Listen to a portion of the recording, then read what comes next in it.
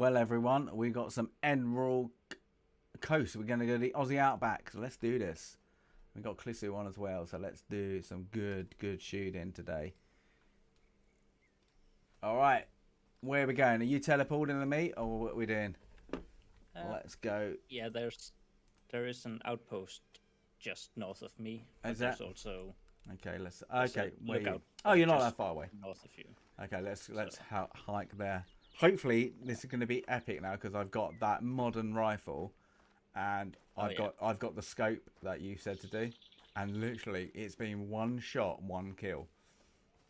It's good. So good. Oh, it's epic. Like, what rifle are you using? The modern ones. So usually I use all three. Oh, do you actually swap? Yeah, I've only got one. I need to get him up, but I've got high caliber like bullets, and I think that really does help. Yeah, I think it's the moon or something that shoots 4 to 8. That's what I think I've got as well. Yeah, but it's like a Is it slightly camouflaged? Is that the one? Yeah. Yeah. I don't remember because I changed the color of my. Oh, have you? Yeah, because there are 3 ranks of them. Okay. The medium one shoots, I think it's 2 to 4, and then the last one is the silenced one, which only shoots rank 1. Okay, cool. Which I currently have that one, and then my bow. Are you bowing? Ah, here you are. I can see you. Hello. Oh, I need to get my character. I haven't got a beard. Oh, yeah. He keeps on losing his beard. All right. You actually got your compact bow. I like it. I actually got one. Yeah. Ooh, camouflage. This one is the expensive one. Oh, is it? I just got from the DLC, and then kind of I got one. I didn't know which one I went because one's like yellow and black, and one's like red, and I was like, I don't know. I'm just too keen. I want both. So yeah. I picked things. Okay. I've never done this.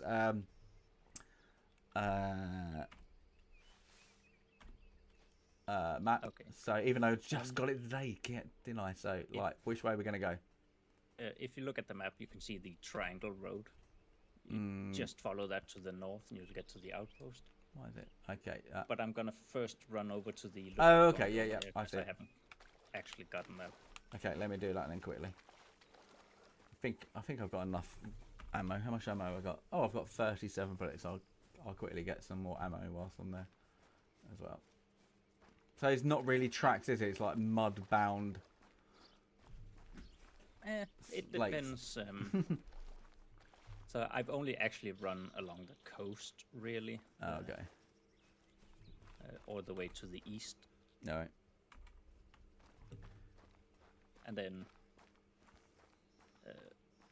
I did that on Porkchop's stream, a bit south in this area. No, he's with goats. He's up north in Yorkshire with us at the moment. I think. Yep. I've noticed people go, oh, what's going on? All right. Where am I? Oh, kangaroo. All right, just telling me. Right, let me go eastish. Oh,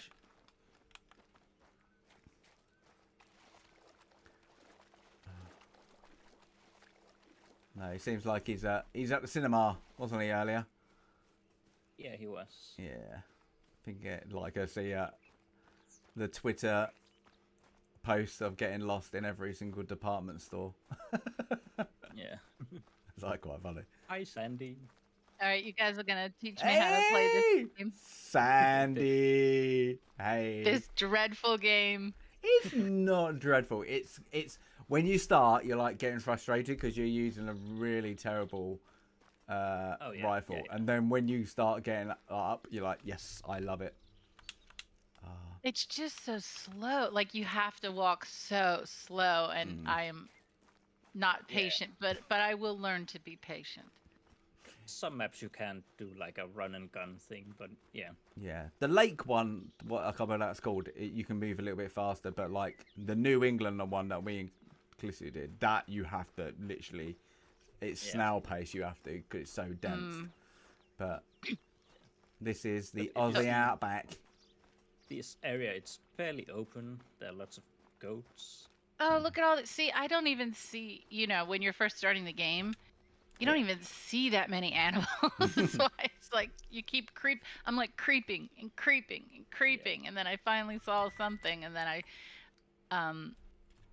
it had whatever, light bleed. I hit it a little bit and I'm following the blood trails and I still didn't get it. So I haven't killed anything yet, actually. Haven't you? Oh, you will do. The thing is, when you start getting a bit competitive with yourself, you're like, oh, I'm gonna get a running shot. So I've just learned this about the bow pack thing. You get a scope with a rangefinder, and I didn't know how to use it. So when you aim, like, you can set it. You have your zeroing 60, 40, and 20 standard thing, and then your scope is just a standard red dot sight. Okay. Except if you look at the ground and press R, the same you use to spot, it tells you 71 meters, and it actually gives you a second dot that you can adjust your aim with. Right. So I've been doing some long range bow hunting, shooting animals from over 100 meters away. Only 100. Only 100. I'm good at like 100 meters with my rifle. Alright, let's go do this. I just shot a goat from. Right, that's what's going on there. It was like 110 or something. 134 meters away. Okay, where are you two then? Cool. And I hit it in the spine. Oh. Then vegans are gonna have a go at you. Goat curry, here we come.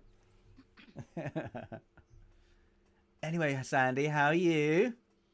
I'm doing great. How are you? Yeah, I'm allowed. A late stream for me. I say it's 9 o'clock here, so a late one. So I'm trying to do Wednesdays. I've now made a commitment. I'm going to try and do a late stream every Wednesday. So to catch us, people in the States, because this is our prime viewing time. I suppose I'm still working. I've still got another hour of work. Oh. I did a stream earlier, little retro nostalgic. I saw it pop up. What was that? It's a Lucasfilm from the 90s, 16 or 32-bit game that's literally click and play, and it's like one of those when you have to like infantry, like Sam and Max. You probably you might not have heard of them. And literally you shoot down the balloon. And it's so that was I just love them games where you just like really old school, really just literally just click, just do what you want. So they're a bit of fun. And then of course I did a video, so I was quite productive today, and I was like, I'm going to do another stream. So I've been a busy boy on YouTube. Good for you. So I did a video. Yeah. Actually, it's one of them videos when I had to like, you do a little bit of rewatch to make sure everything's okay. And I was like, that's a damn good video. That's actually, I thought I made a really good point about it. I was like, I like that. One of the other things. Yeah. I think it's amazing. You just talk with no script, and you just do you see other people doing about that length of video, and you can see the breaks. You can see that they stop and re-record, and you just go. Yeah. Disperuse videos.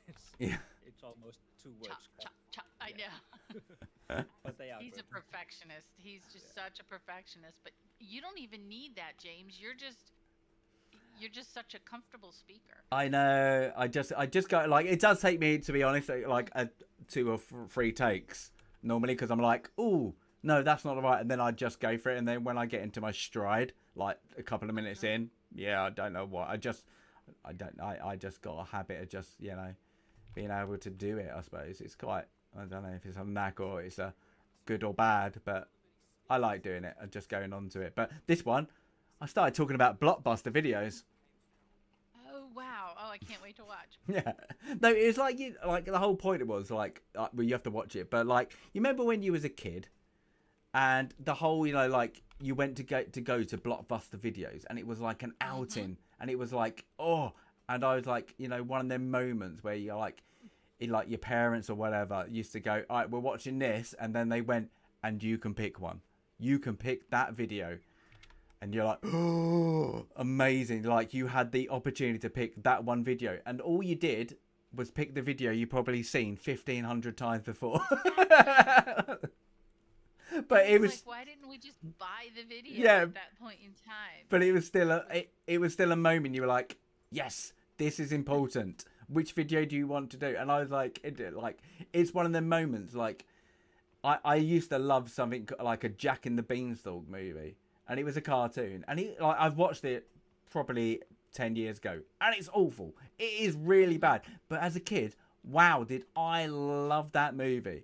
And that's the whole point. I was like, that, like, today's cinema and all that, like, if it's, you know, animated, what, you know, live action, there's not that event that, you know, you can, you know, watch it on the cinema and then you have that event go in and get in the DVD, VHS, whatever. It's literally, it's too close, it's too quick on streaming. So it was all about the model, you know, like the streaming model, the studio model of like, they've got to do something drastically, because there's no, even like the cinema, like a cinema now isn't like an event. Like, I remember like when like in like 1989 when Batman came out. And everybody was like, oh, Batman, this is an event. And you had, like, it was huge. Everybody got on board. Everybody got excited. Everybody queued up. And, like, Jurassic Park, exactly the same kind of thing. Like, it was an event. Now, it's not, because... That was for me. Mine was Jurassic Park. Yeah. That was the one that just, oh, my God, but you had to see it. You had to see it. You know, you couldn't miss out. Now, it's like, well, 4 weeks' time, it's going to be out on a streaming service. So if one of your friends go, oh, just wait until it comes out on Disney Plus, you know, what's the point? It's terrible, you know. So it was, where I grew up in Baltimore, we didn't have a Blockbuster. But we walked everywhere. Like, my dad had a car, but he didn't have a car until much later. You know, we walked or took the bus everywhere. But we had corner stores, and one of the corner stores became a video store, and I still remember it was Greg's Video. And it was a guy, and he would buy 2 or 3 of, you know, the newest video releases, and he'd charge you $1. And he didn't even keep track. Like, we all knew each other in the neighborhood. And that place stayed open longer than the Blockbusters that eventually opened up. So eventually, you know, Blockbusters and people were, you know, more mobile and going out to the suburbs. That little mom and pop shop stayed open until about, you know, it lasted another 3 or 4 years after Block, because then he went to DVDs and games and stuff like that. But it was this little tiny corner house, and the guy would rent videos, and I just remember you'd hope that someone would return Raiders of the Lost Ark or Close Encounters or Jaws. You would be waiting for someone to return it because you wanted it so bad. But that was it, wasn't it? It's like, if you were like, oh, it's just been released, and then you turned up and you were excited to see it, and then no, they've all gone. They're all out. You have to wait. You're like, oh no!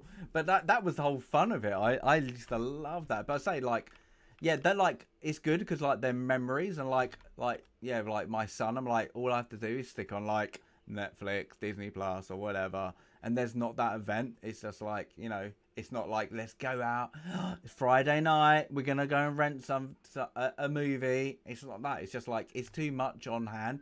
And like, yeah, like that model can't be sustainable, but at least they had like income after income. It's like, you know, so their model needs to change. It's like, what was it like till we got to like normal TV? It used to be over a year, like sometimes, you know, like from like DVD sales. Yeah, so. Oh, for sure. I mean, I remember some movies being released on television. It was like the first time ever and it was years and years, before some premiere. exactly. Now we had on late on Saturday nights was all the B movies, all the really bad, and they tended to be those really cheesy horror movies. Oh yeah. Like all the Vincent Price movies. I have a good affection for those old bad movies because as a kid, like my parents would be outside because we didn't have air conditioning when I was growing up, and so in the summer, all the neighbors would go outside at night and listen to a ball game on the radio or something. And the kids, ooh, this was when we could watch television. We weren't supposed to watch the spooky movies. And my brother and I, we were like, 10 and 11, or maybe less actually, probably 7 and 8 years old. And we'd turn on the spooky movies, and then we'd scare ourselves to death, and then we'd run outside to our parents because we were afraid, because we were watching, The Mummy or the Theater of Blood with Vincent Price. It was great. Those were good yeah, times. it is. Like, I remember I sound so old. These were like in the No, 90s, no. the 80s Yeah. and the 90s when I was little, but that's the thing. Like those, like I got introduced like from my stepdad. Like Invasion of the Body Snatchers, like the original. When you're like you're like 11, he's like, oh, it'll be okay, and you're like, what the hell? And like they came from outer space. It's like all those kind of ones, and you're like, yep, that's a moment. they were so bad, but they were so bad they were good. Yeah. They made an effort. That's it, yeah. But like now, like the whole thing is like even now with the streaming services, they're like getting rid of all that. Like you try and find a black and white silent movie on Netflix, you literally love them money. Like they've got rid, even like Disney, like they have some great like old movies, like Paramount. They do as well. I know you get more in the over in the States, like streaming services, but like it's awful. It's like you don't get anything. Turner Classics gone. I was so pissed off with that. That used to be my nighttime go to. Yeah, let's watch something. At least once a week. Yeah. I would find something that I hadn't seen before, and I like all the old Hollywood movies and. Yeah. But I had a lot of like old westerns on there, like the matinee westerns, and I used to love that. They did. So I used to like. Did all the old. And it reminds me of my great uncle George, and he used to love a western, and he died, like traumatized from like the Second World War, and that's what he loved, like a good old western. Just sitting down Sunday evening, just sit down and have a western, and that was his thing. Oh, there's so much here. So this is Australia? Yeah. Yes. I just killed a goat. So what version of the game did you buy? Because I just bought the basic version. I think there's only 3 or 4 maps. That's what I did. What version should I buy? That's what I did, and then I just kind of go on and just like, oh, I like that. Like I bought this one and New England, but I've put like it. But if you join, you can play with anyone, and they have like the maps, so you can interlink with them. Because I haven't got the. What's this like? Is it the Russian one in snow, Clissy? Yeah. Yeah, that was Greg's, wasn't it? Mine. Was it yours? Well, okay. So yeah. Okay, so if we all get a different one, we can join. Yeah. Oh, missed. Yeah, so you can join, and yeah, we tested it out the other day, and it gives you like it's good. It just doesn't boot you off straight away. So the host leaves, and they're the only one with the map. It gives you like 15-minute warning. So that's cool. Good. Yeah. So that. 15 minutes to So that was cool. Right. Yeah. I gotta kill something first before I buy another map. Gotta kill something. Where's it gone? I mean, where's my goat? I can recommend Australia. So if you look all along the edge over here with all purple bits, there are alligators and saltwater crocodiles all the way cool. up the coast and like northeast. They just lie on the beach and the easy to spot. Easy. Okay. So yeah, they are rank 7. Yeah, So if you hit them in like a vital part or something, they will run into the water and submerge. If they bleed out, they'll just bob up and float to shore again. Oh, I had that. Well, that's easy. Yeah, I had that done with a duck. I shot it in the water and it just floated along the river. I was like, oh, I'm not going to get it. I was like, damn it, the current's taking it. What's that, a red fox? Ooh. Oh, I see it. What's that, 150? Go on. Yeah. 150, 160, isn't it? Go on, you give it a go. It just says far. Yeah, it just says far. No shit. Oh, it's coming. It's actually coming towards us. Yeah. Oh, it's got to be less than 100. There you go. Now it is getting closer. Do it. 148. Oh, missed it. Oh, that was an awful shot. That was terrible. That was way off. The wind took it. There you go. It's gone up the... That's a warning call. Yeah. Let's see. Where's it gone? There you go. It's popped his head up. Go on. You got that. There you go. Ooh, take it. Oh. What's with the... Is it the wind? Is it the wind? It's taking it to the south, isn't it?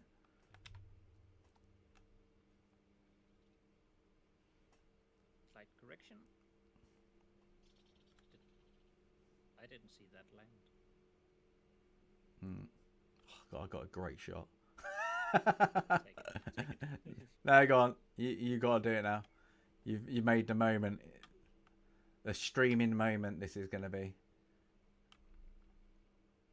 What is it? It's going to be. Like it's just being really cocky. It's not even moving at all. What is it now? 120 meters coming in.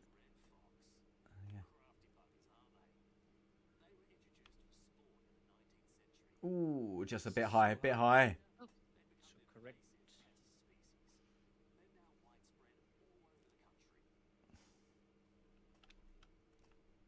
Oh, bit to the east. That was what we left you, also south. Oh, it's just gone about the ridge. I haven't got a shot anymore.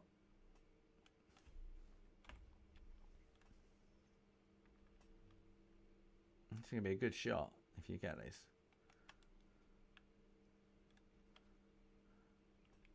Oh, there it goes. Gotta have it that time. That was a good shot. Ugh. There you go. I'll try and get it down. There you go. Did he get it? Yeah, making it. It's running. Yeah. It ran over the ridge. Let's go and have a look. You need the hounds. I was considering buying the hounds, but then I feel like I track well enough. Yeah. It was only like the only time I got really annoyed. I was in literally had 3 kills with like 3 shots, but they all then scampered in different directions. But they were all on like full 55%, and then they quickly dropped to like 25%. But they were all in different directions. So when I then got 2 of them, and then I couldn't get the third because I couldn't remember where it was, and it really annoyed me. So that's the only reason I was like, I might need a hound. This is literally so open, isn't it? You got a good cleared like 200-300 meters in most directions. It's good. And I think, if I remember correct, there are 8 different animals on this map. Yeah. Well, somebody was telling me if you get if you go to your hunter's profile, if you've done 200 kills, it will, in one of the maps, there'll be a legendary animal that will turn up, and you've got to kind of stalk it. So I was like, ooh, I was like, that is interesting. You got the trail? Did you get it? Nope. No. Alright. It's run off. Let's have a look. Alright, which way should we go? You know the area best. Where's my Did you board? get the outpost? Yes. Okay, so I'd say... Oh, actually, never mind. If we walk north of here, if you see the swivelly road going north, The Swivelly Road. all the way to the west. What, towards that? Follow that. Oh, yes. Yeah. So you kind of go northwest. Yeah, Oh. there's an outpost there. Is that your fox? Thanks for calling.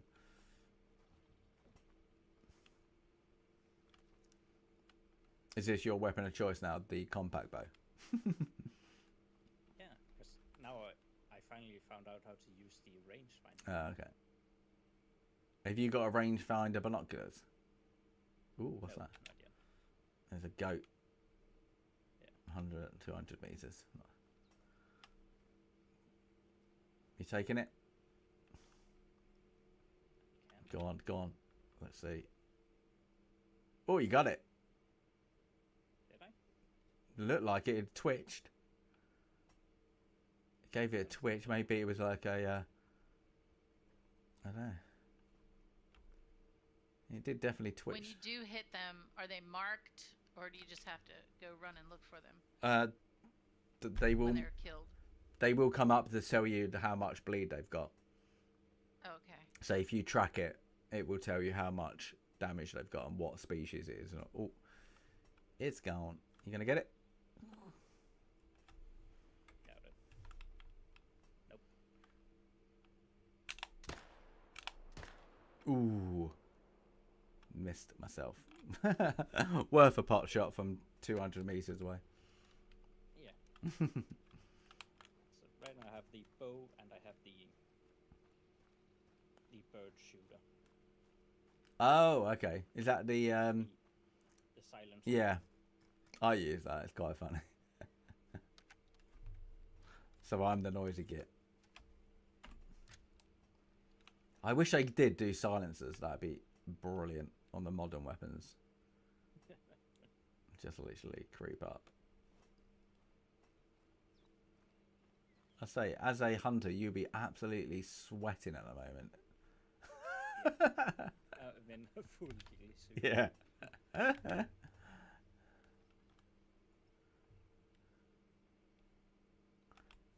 My friends who are in Australia told me yesterday it's like the coldest day they've ever had yesterday.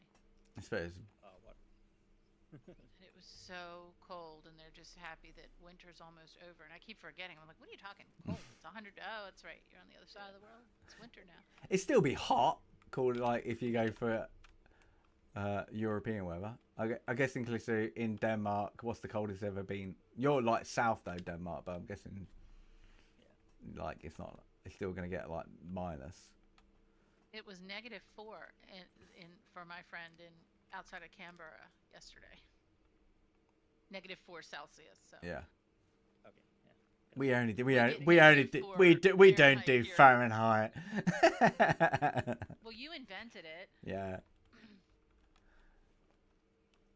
No, I think you invented all your imperial measurements, and we just decided to keep them instead of going metric. During the winter we get a steady -10.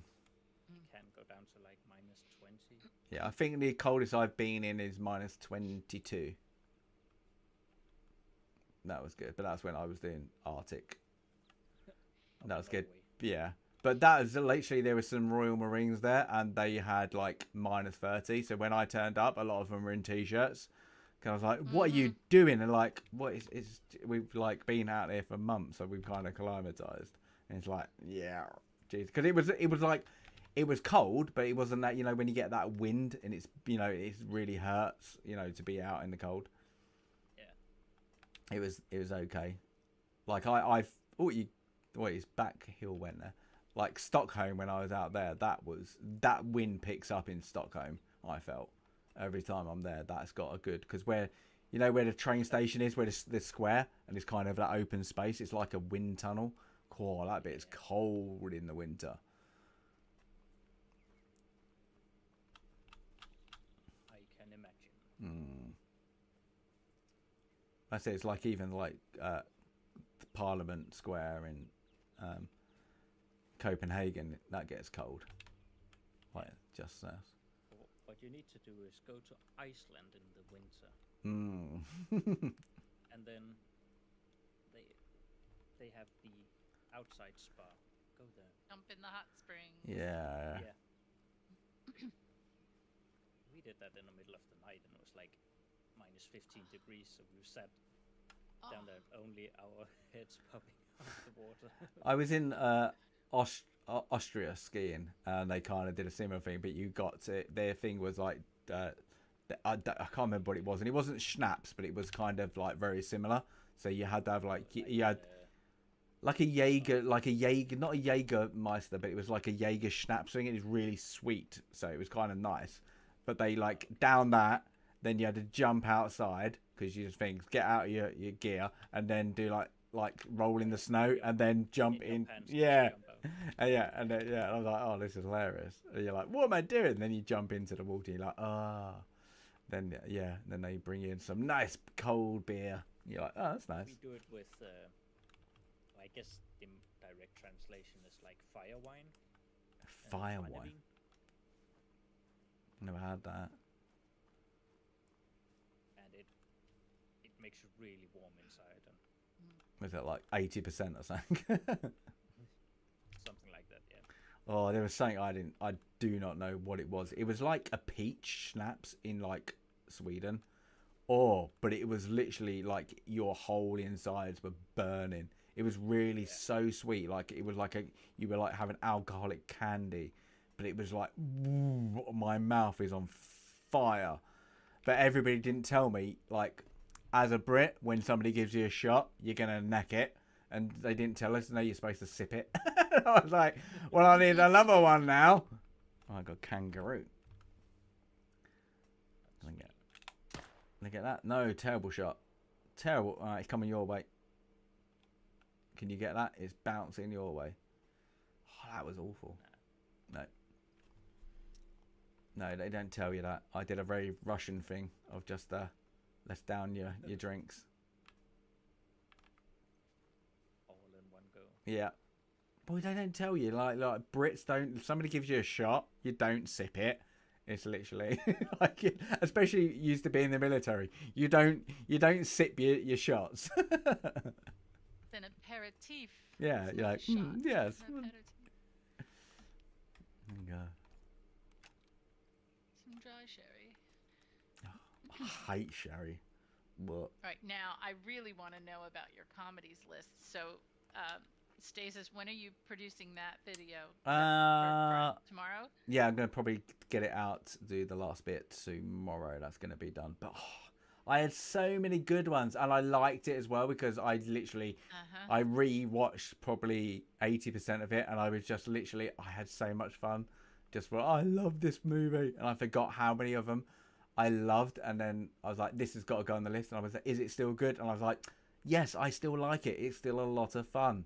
And it's like that. So look, I'm trying to keep away from the obvious ones on this one because they are, there are certain ones, but yeah, cutting it down to like some really, really good ones, and hopefully ones that people never heard. I don't think there's anything in the last 40 years, I'm going to say. There is nothing yet. It's got to be all. I'm trying to think if there's anything from maybe one from the 80s, but it's all pre-80s, I'm guessing. Well, even when we look at the list that we looked at for biography, after we were done, I looked back at our lists. There was nothing before 2012 was the most recent film, and it was Lincoln. What? And there were so many in the 60s and a bunch in the 80s, but we went all the way back to 1942, so we covered 70 years. 1942 for Yankee Doodle Dandy and 2012 for Lincoln. Nice. I think... But nothing in the last 12 years because it's all crap. Yeah. It's all garbage. Good, actually. I think... I think I've got I think I've got like 3 1930s ones. Maybe even like that in there. So yeah, I've gone right back. But them comedies, if they're good, they still hold up. They still hold up. They do. What I mean, and like I could have made a list of like, this could have been like easily 20 recommended, because it just of like, if somebody goes, you got to recommend like early 1930s to like probably 50s, easily done, easily. Like, because some of them like really like, I suppose, like joyful comedies, like from America, and like when like in the late 30s, like when Europe was in disarray with Second World War. They're like really good. They knew whoever was doing that, they needed to kind of hit home with like having real joyful movies and like that of like this is like for something just hello. Did you see that? Just run past me. They need to like really hit home because not just playing to the American audience, because the British cinema and European cinema is gone, so they had to give a bit of leeway, but some of them are brilliant. And then like post-war, I love the post-war comedies. Like they have such a good like tale and meaning to them. They're really good. It's like that. So. And that was for us. That was the golden age of Hollywood. Post-war, that was it. That was the late 40s, early 50s. Yeah. That was the money that was there to make those just unbelievably grand productions. But the basics that hold up, I wonder if Modern Times is on your list, but it just missed out Modern Times. I can watch that one over and over. It's not a talkie. No. It's a silent film and it's hilarious. It just missed out. Was it? Little kids love that. Like, you see him going through the gears and trying to eat his lunch, and the machine is forcing him his lunch. And kids just crack up at that, and I still do. I still think it's so well done. Yeah, there was there's so many that I was it Mr. What's it called? I forgot now. I'm gonna have to look it up. Was it Mr. Smith? That's it. Mr. Smith Goes to Washington. Washington. Just missed out. But they're like, they're really good ones. They're like, but like Cary Grant, he kind of like, you can't miss a bit of Cary Grant and all that kind of those ones as well. They're not like true comedy, like I suppose you would call them, but the delivery in them to makes like them movies kind of funny, a lot of them as well. So yeah. Some of the later films I find funny are also kind of sad. Like dark like, okay, where do you put With Nail and I? Ooh. What is that? That is, to me, it's not a drama. It's a true-ish story. It's kind of a biography, sort of, But it's not a comedy. Like, I wouldn't call it a comedy. It's not a comedy. It makes you smile, but it's it's like, it's one of those that I call like the slice of life, right? Yeah. It's such a narrow story, but it's so brilliant. Yeah, it's sad, isn't it? Like those ones are kind of sad. Very sad. Yeah. God, I love Richard E. Grant. I do. What's it? Mads Mikkelsen did a movie similar to that, didn't he? When he's like, these mates are doing like a Oh, did he? Yeah, they're can't conceive. Like you probably know he. I'm sure it's in Danish that they've got like 5 of them are doing like this like last hooray drinking challenge, kind of like that. Yeah. It's I think it's in English. It was just called Drink. Okay, that's it. Something like that.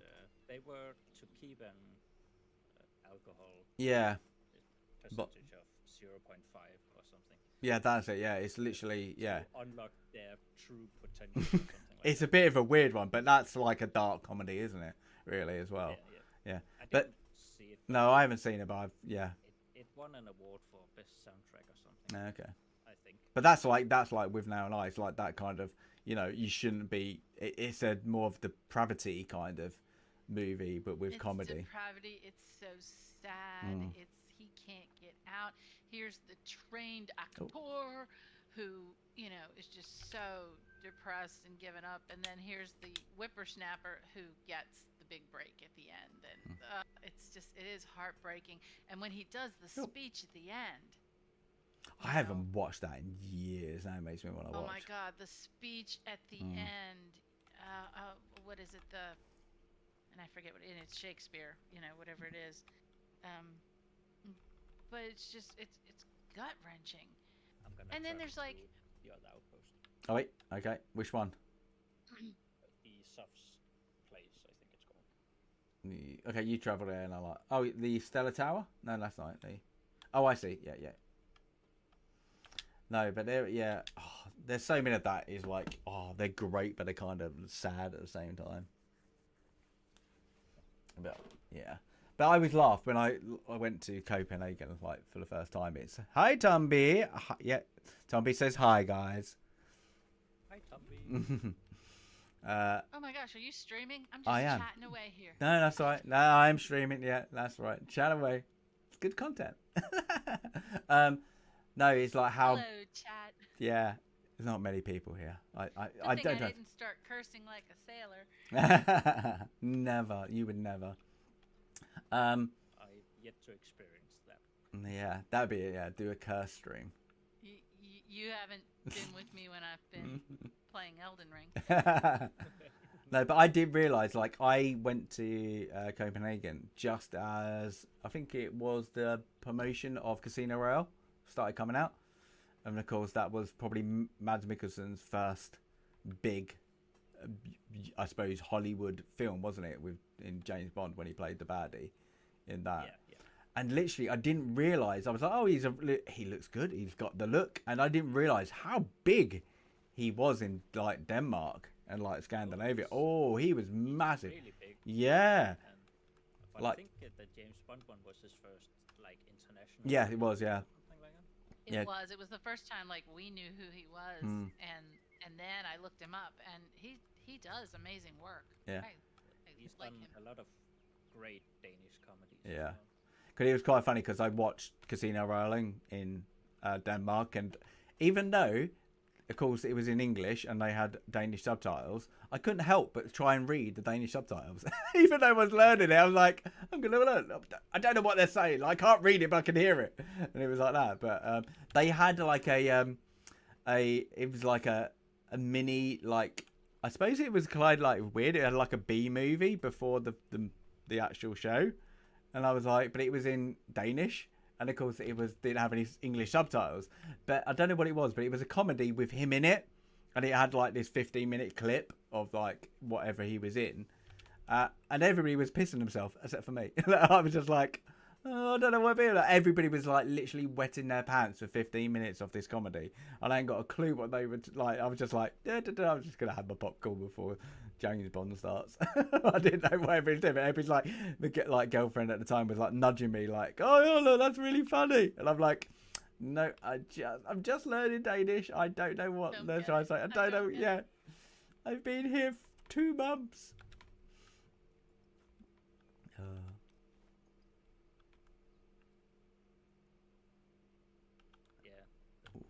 think. Have you got? They didn't show the clip of him shooting the cow. No. I said I don't know what this was. I said I don't even know what it was like today. I wouldn't be able to tell you. Yeah, boom. Gotcha. Oh. It's definitely going down. Yeah, it went down. I think I got 2 hits. Let's go and have a look. Let's see with the blood. Yeah. Have you ever been to Denmark, Sandy? Or anybody in Scandinavia? No, I haven't. Have you been anywhere in Scandinavia? No, it's on my list. The farthest I've been was to Bruges and Brussels. Oh, and parts of France. I've only been to Belgium and France outside of the UK. Oh, yeah. If somebody, like, I do like the cold weather, give me that. But if somebody said, do you want to move to anywhere in Scandinavia? I would like, yes. I just find it absolutely, it's beautiful, like, especially the really rural places. But yeah, it's remote. But it's just, yeah, it's a different way of life. It's like that. I find it, probably could see that, it's a bit more relaxed than like Central Europe, especially London. It's like, and everybody's a little bit more friendly. But you're more near Hamburg, aren't you? Weird. People are shocked whenever they see like strollers and whatnot sitting outside of cafes. I try really hard when I travel to blend in. You know, I tell my family when they travel with me, which is rare because I like to go by myself. You know, we try not to be, quote, ugly Americans. You know, try to talk quietly What? Don't get pissed Don't. and fall asleep in the Eiffel Tower and then got locked in up the top, like happened. No, we wouldn't do That's just happened. And a nice American giving the country a good name. Got absolutely drunk apparently, and then fell asleep, locked himself in the Eiffel Tower. That was No, yeah. we wouldn't do that. That's good. I don't. We're very friendly. In the morning when we hop on the train, if I'm taking the metro into Washington D.C., it's, hey, good morning, hey, how you doing? And I learned very quickly in Europe, you just get on the train and you be quiet. You just shut up. It depends. In Paris, a little bit more. They don't like the outskirts, but as soon as you get, ooh, I'm gonna take these guys. Ooh, Callisto, I've got. If you're right behind me, you've got. Have you next to me? Look at that. North, you've got to take an arrow shot. There's a group of them. I'm going to let you take that. Look at them. Yeah, there's a bunch of them. As my ones soon. You've got to be able to get one of them at least with your arrow. Look, there's like 7 of them. Come on, get that big one on the left. Let me see. You see him? Maybe not. I'm not actually sure where you're looking. Northwest. There, let's see. You know, I've got like 5 of them in that little valley. There you go. You got them? There you go. And they got ones just to the west of it. I'll let you take that. Far away.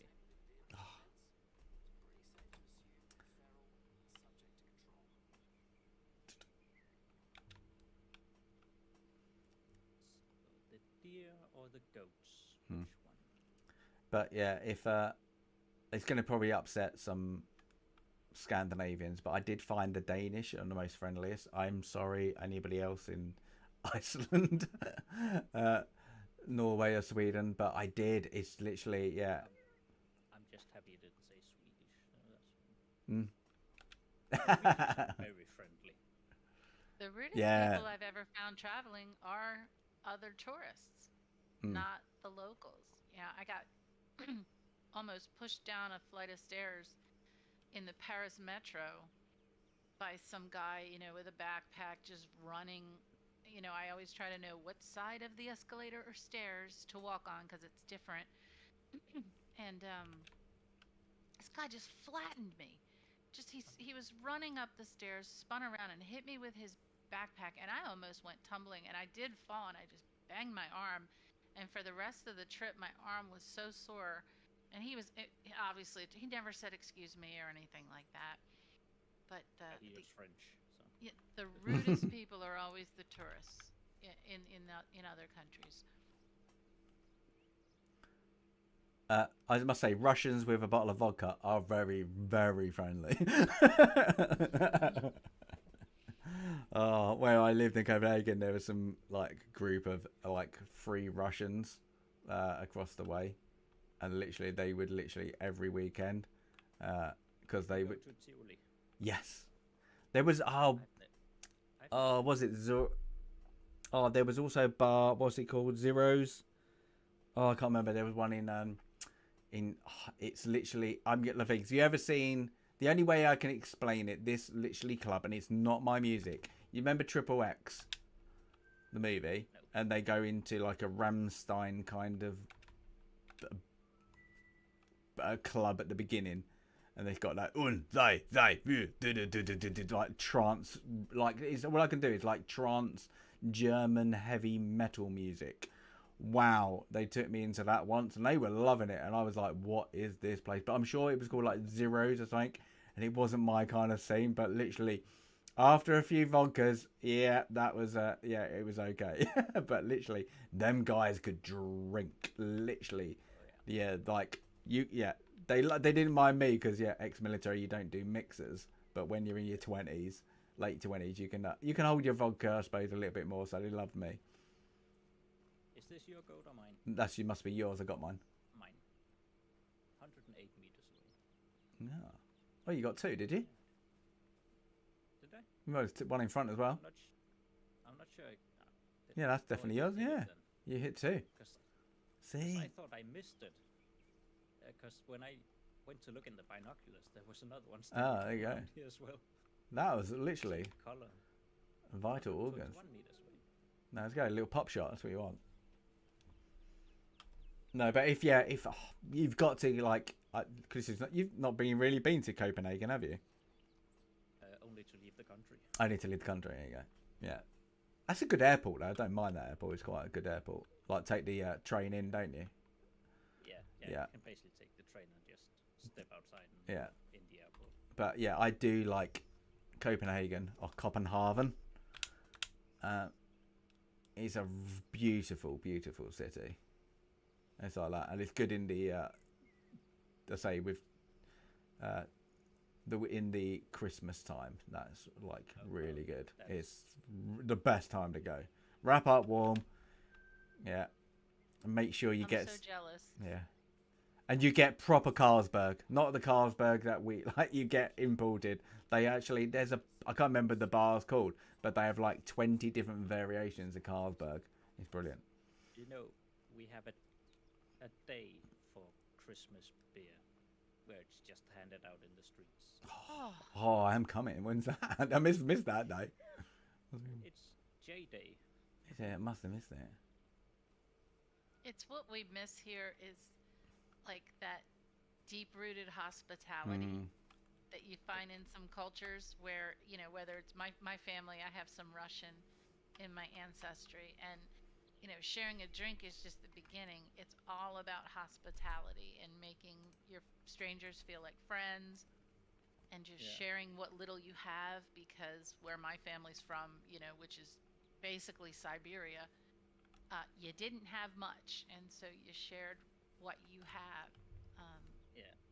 So on J Day, they take like a horse and cart and ride through the streets, and they hand out beer. Oh, nice. And the horses have little reindeer antlers on. I'm coming over. And I'm so jealous because you all can hit little lanterns. Cozy. You all can go to so many different countries within like a little train ride. Yeah, you could train ride to easily to Denmark, but it'd take you a while. Like it must be what 2 hours? Must be 2 hours from Heathrow. Must be like to Copenhagen. So that's it. But there's so many hubs. It's like the best thing to do, like in Europe, is literally Paris, and then go there. Everywhere's a hub from Paris, really, and then that's it. Well, I took the Euro train from London. That's how I got to Brussels and Bruges. Yeah. I flew to Paris. But here, where I live, I can get to Canada in about 8 hours. I can get to Niagara Falls. I can't get to Mexico in a drive. There's no way. I can get to other states. I can get, because I'm in, New England is north of me. I can get to a bunch of states in a day, but I heard a weird rumor about, was it the Grand Canyon? Ooh, what's that? It's made by aliens. No, they have an exhibit somewhere in the Grand Canyon, I think. And around the exhibit, there were stored like uranium barrels or something like that. Probably true. Probably. So everyone who's visited between like 2010 or to 2018 or something could have received a somewhat lethal dose of radiation. I was based. It could very well be true. There's a lot that happens in the U.S. desert. Yeah. And one of the big areas that used to do nuclear testing, not the ones you're familiar with, but in the Northwest, in Washington State, in the part of the Washington State is a desert. You kind of know, like Portland and Seattle are very green and lush, but on the other side of the Cascades, to the east, is a great big area called the Hanford testing area. That will be in cleanup for 100 years. Wow. I was stationed at RAF Portreath, that's in Cornwall, and it used to be a US airfield, and it's got the longest. In fact, it's the longest runway in. It was in Europe because of the US bombers that you had to go there. But it is also it's also the storing, because it's right next to the coast. in the caves there is where they put all the chemical weapons for the First World War. So I was going in like, oh, you kind of get that. So like it's an inactive airfield now, but it's like an emergency airfield. So we were doing the radar there, and I was maintaining it and all that. Just wearing, you know, Betty Greens. Yeah, and then you kind of walk around, and then like you're like, this grass is like blue. You're like, what? And you go past then you go past, and the trees have got like a yellow stem. And they start going purple. It's because it's slowly seeping through the caves, and you can't get nowhere to the coast. And then there was a guy, you probably seen them, like they was like this construction guys were putting in this new weather dome, and they all turned up in like these contractors, like civilians, in like full like nuclear, biological, chemical warfare suits.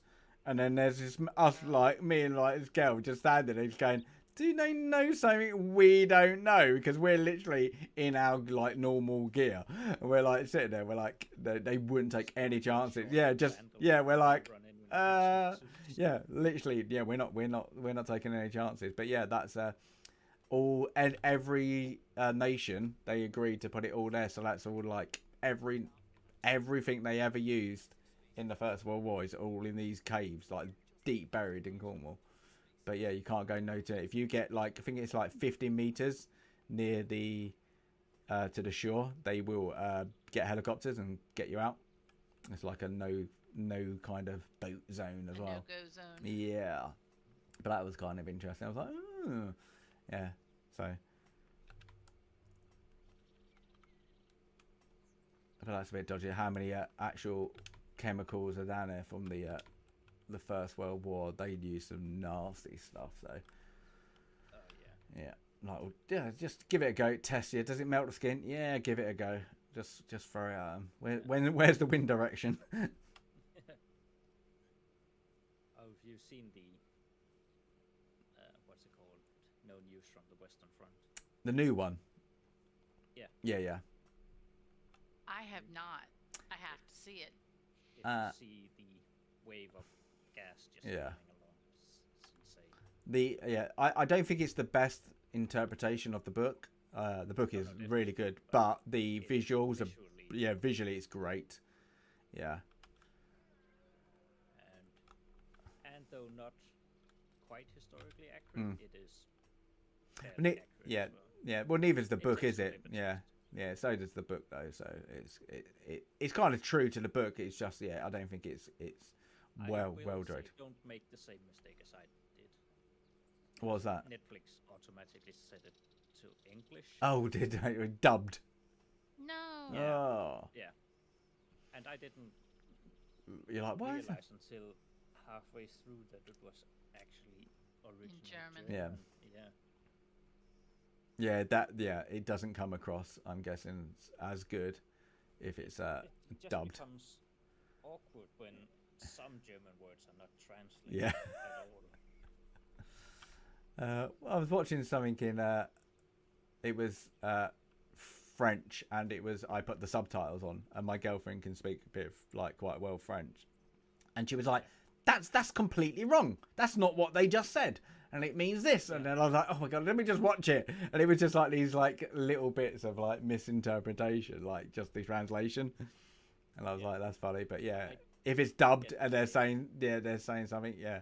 But I always think if you get dubbed, you don't get the same feeling in the acting. The voice doesn't come across. Definitely not.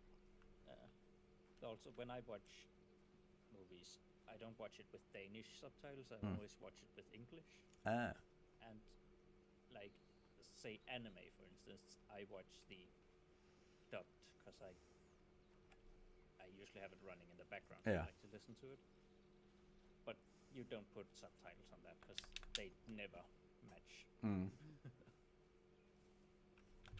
Which is a bit weird. But I guess that's because they translate from, say, Japanese. Yeah, I was gonna say like to English and not from English to English. Yeah, the Japanese, it's like how it's done is a bit backwards, isn't it? To like, I suppose, how English is.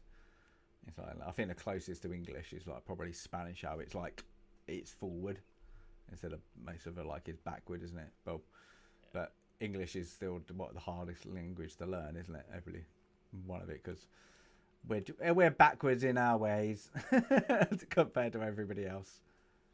It's just that it has evolved. English as a language has just evolved very differently than other languages. Yeah. We just include so many idioms and figures of speech, and and we also don't care about grammar and functionally, every day, and that's frustrating because I try to appreciate language. Now, but I must say, color does have a U in it. I agree. Flavor. I'm still getting used to aluminium. Aluminum. Oh. So I was like, no, it's not. Now, every time I come to one of these outposts in the game, I keep expecting to be attacked. Like, by some kind of monster. They seem, because they're totally abandoned, they just seem really creepy. Yeah. I always have a look around just in case there's something there. It's like that. Is there going to be something like you expect? Like there's going to be something hidden that you can find, like a special bonus. Collectibles around. I think I found one, and now I'm like, ooh, there's got to be another one. Yeah, I found 4, maybe 5 collectibles total throughout all the maps we played. Do you speak any other languages, Sandy, or just? No, like, really not. I can read French, and I can enough to travel well in France. Mm-hmm. And I tried to learn a little bit of Dutch when I went to Bruges, because after trying to brush up my French again, I realized they don't speak French there, so I had to learn, Flemish. Flemish, Dutch. yeah. And then I grew up with a little bit of Polish, so I can do some basic hello, goodbye, and how you doing, dzień dobry and jak się masz in Polish. But it's not a focus here in the States again. No. Neither is in England. England is terrible. Like the whole British Isles is literally. But most of the British people I know, every person I know who's at least speaks French and German. Like they have 2 other languages nailed down. And now here in American public school, which is kind of, it's not like your public school, because your public school is like our private school. But public school here, Spanish is taught. So my kids had 13, they've both had Spanish since preschool. And they still can't speak a lick of Spanish. That's it just amazes me that they can't speak it, but they've had a class in Spanish every single day since they were 3 years old. How is it that they can't speak Spanish? But we're not. Like when I was in school, we weren't required. Yeah, I took Latin. Do my Latin. Girlfriend took Latin. She went to a private school though, so. I had a bit of Latin during ancient history, but that's about it. Mm-hmm. Yeah, we had a discussion about ancient history. Yeah, there's all that. So. It helped me when I went on to law school to already have Latin. Just like ahead of everybody, and a lot of things like, oh, I don't have to look that up. I know what that means. Yeah, I always take the mickey out of my girlfriend because she did like Latin, like ancient mythology and Greek, and now she's a lingerie designer. And I'm like, what? Yeah. I'm like, what? Wow. Like, how does that even help? How do you get from doing that? And then so I always take the mickey. I was like, maybe one day they come out. So Stasis' girlfriend is a lingerie designer. When were we gonna hear this story? Oh, it's definitely been on stream. But I think Callisto has seen some pictures of her, not her in lingerie, but models. If you go to a website, you can do it now. She owns her own company. It's called recklesswolf.com. If you go to that, recklesswolf.com. Reckless as like Good for her. That's really cool. Yeah, she got. Sounds like adult women. Yeah, so she. I can't remember why she. Like she's into. Well, she likes wolves, so that was it. And then it's probably a skew at 8. Like it's a band. I think they might be Swedish, called Reckless Love. Like a very hair metal band, and she was listening to that, so it kind of melded into that. But like, she's she was designing for like all the big lingerie companies, and then I was like, but you're not reaping the awards, just do your own thing. And then before the before the bubble of the kind of independence kind of burst, she was doing really well. But yeah, lately it's I think independence is the market for that kind of lingerie is just dipped out. It will come back, but it's just it's not what everybody wants. But it'll come back. Boys will be boys. It'll come back. Oh yeah, the men are they're the buyers. It's like that. She has she has like, it's funny. She has, if you go on her website, she has this thing called Prey. It's like one of her best sellers, and she does an overt knicker, so fully open at the back, and all the men buy it, and then all the women go, I've just got this gift off my boyfriend, husband, or whatever. Can I return it to the one that has the full mesh at the back, please? Because they're like, it fits really well, but I don't want it fully open at the back, thank you. Yeah. The items that they like are not practical whatsoever. It's like, no, I don't want that. So, but yeah, it is funny, like, things. But you do get she has she's had a few custom designs from men wanting the garments to so each their own. They want to wear her provocative underwear. It's like that. And she her old company, she had one where this guy literally would spend, I mean, at least £1,000 like a month on lingerie. So they would have to like she would say he was a bit phone up and do his order and be a bit dirty about it, because he was heterosexual, but just liked I'm just like when I get it on, I'm wearing women's underwear. And he's like, okay, but he would like be very open about it. And she always laughs. It's like, as soon as somebody hears, well, you're a lingerie designer, you must be dirty. You must like that dirty talk. And it's like, no, it's just she's more into it because of the how it fits. But I think I told you, like, Brian May, she did that thing with Brian May. He did a thing for British Museum for corsets, and he does he's like a history buff about corsets. What I find absolutely fascinating, that the guy who from Queen is a history buff on corsets.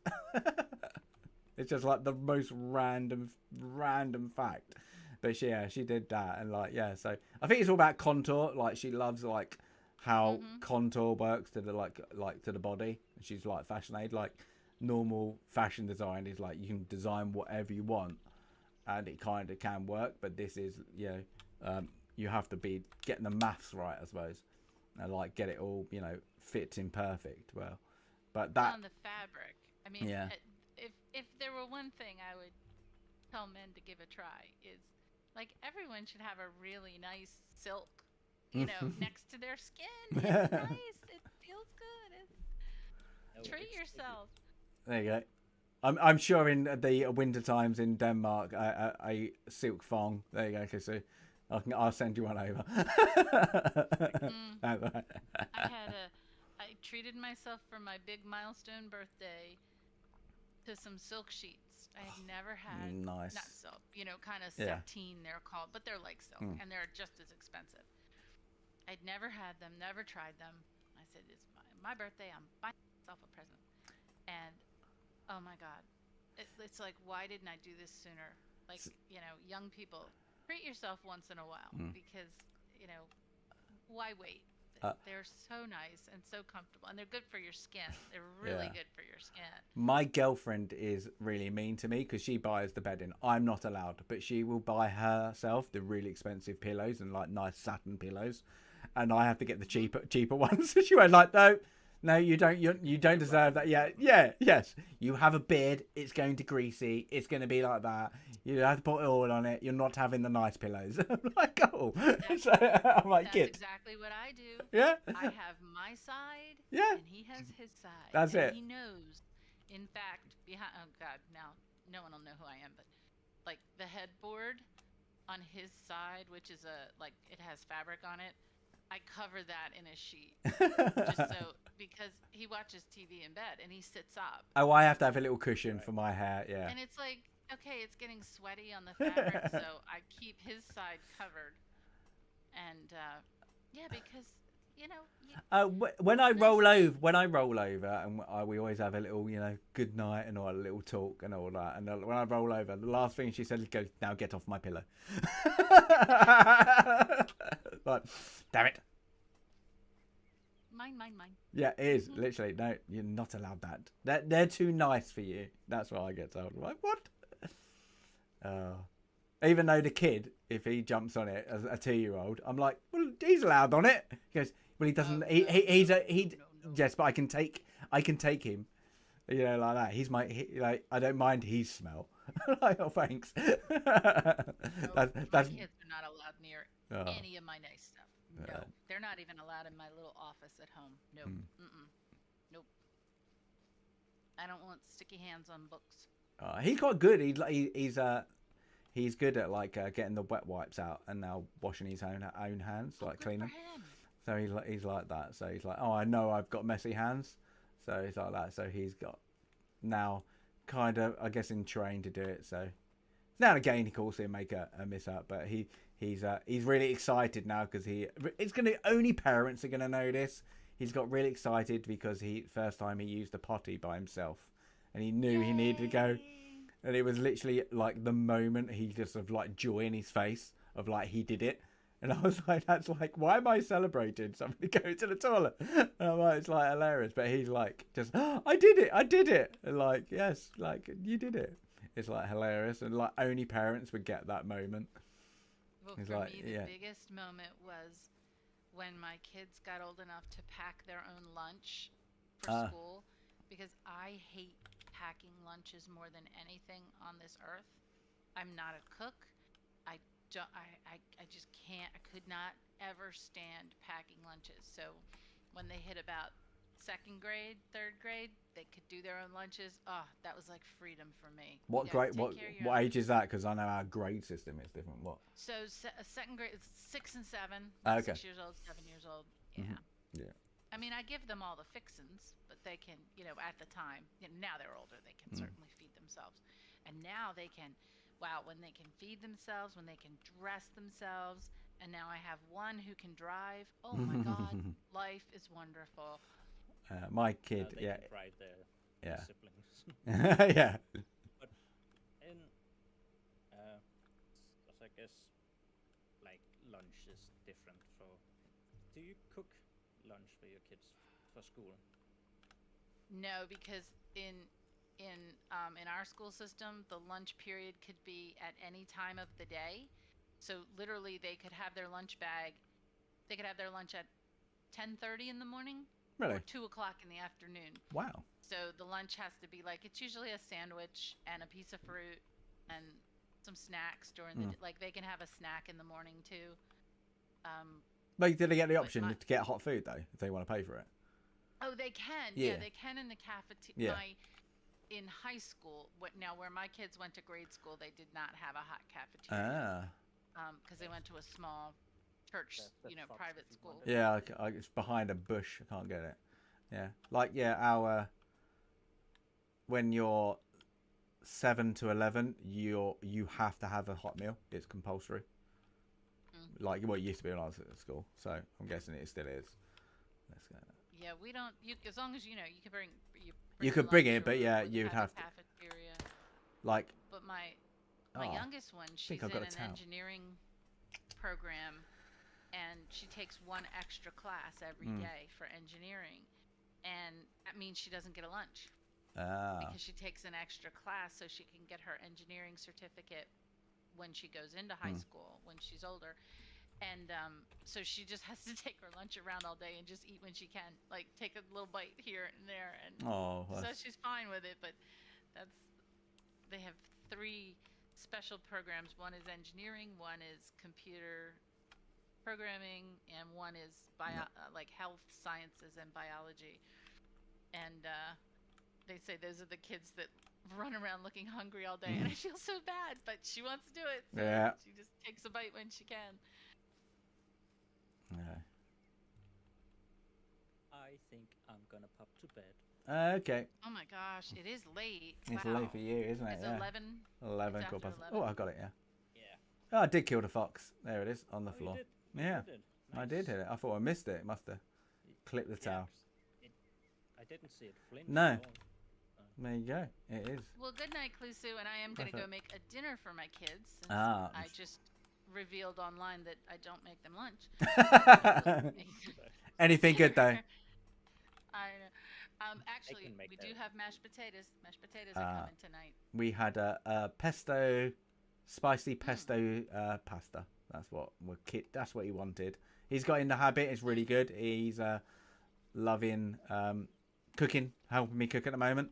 So that's good. You know, well, that's good. Yeah, like put in the pasta, put in the water. You know, like anything not hot, he will add like, oh, do you want to put some basil in? Yeah, he'll do that. You know, so anything. I would cut it up and he'll watch me, and then he'll add it all. So that's cool. Like add a bit of like tomatoes.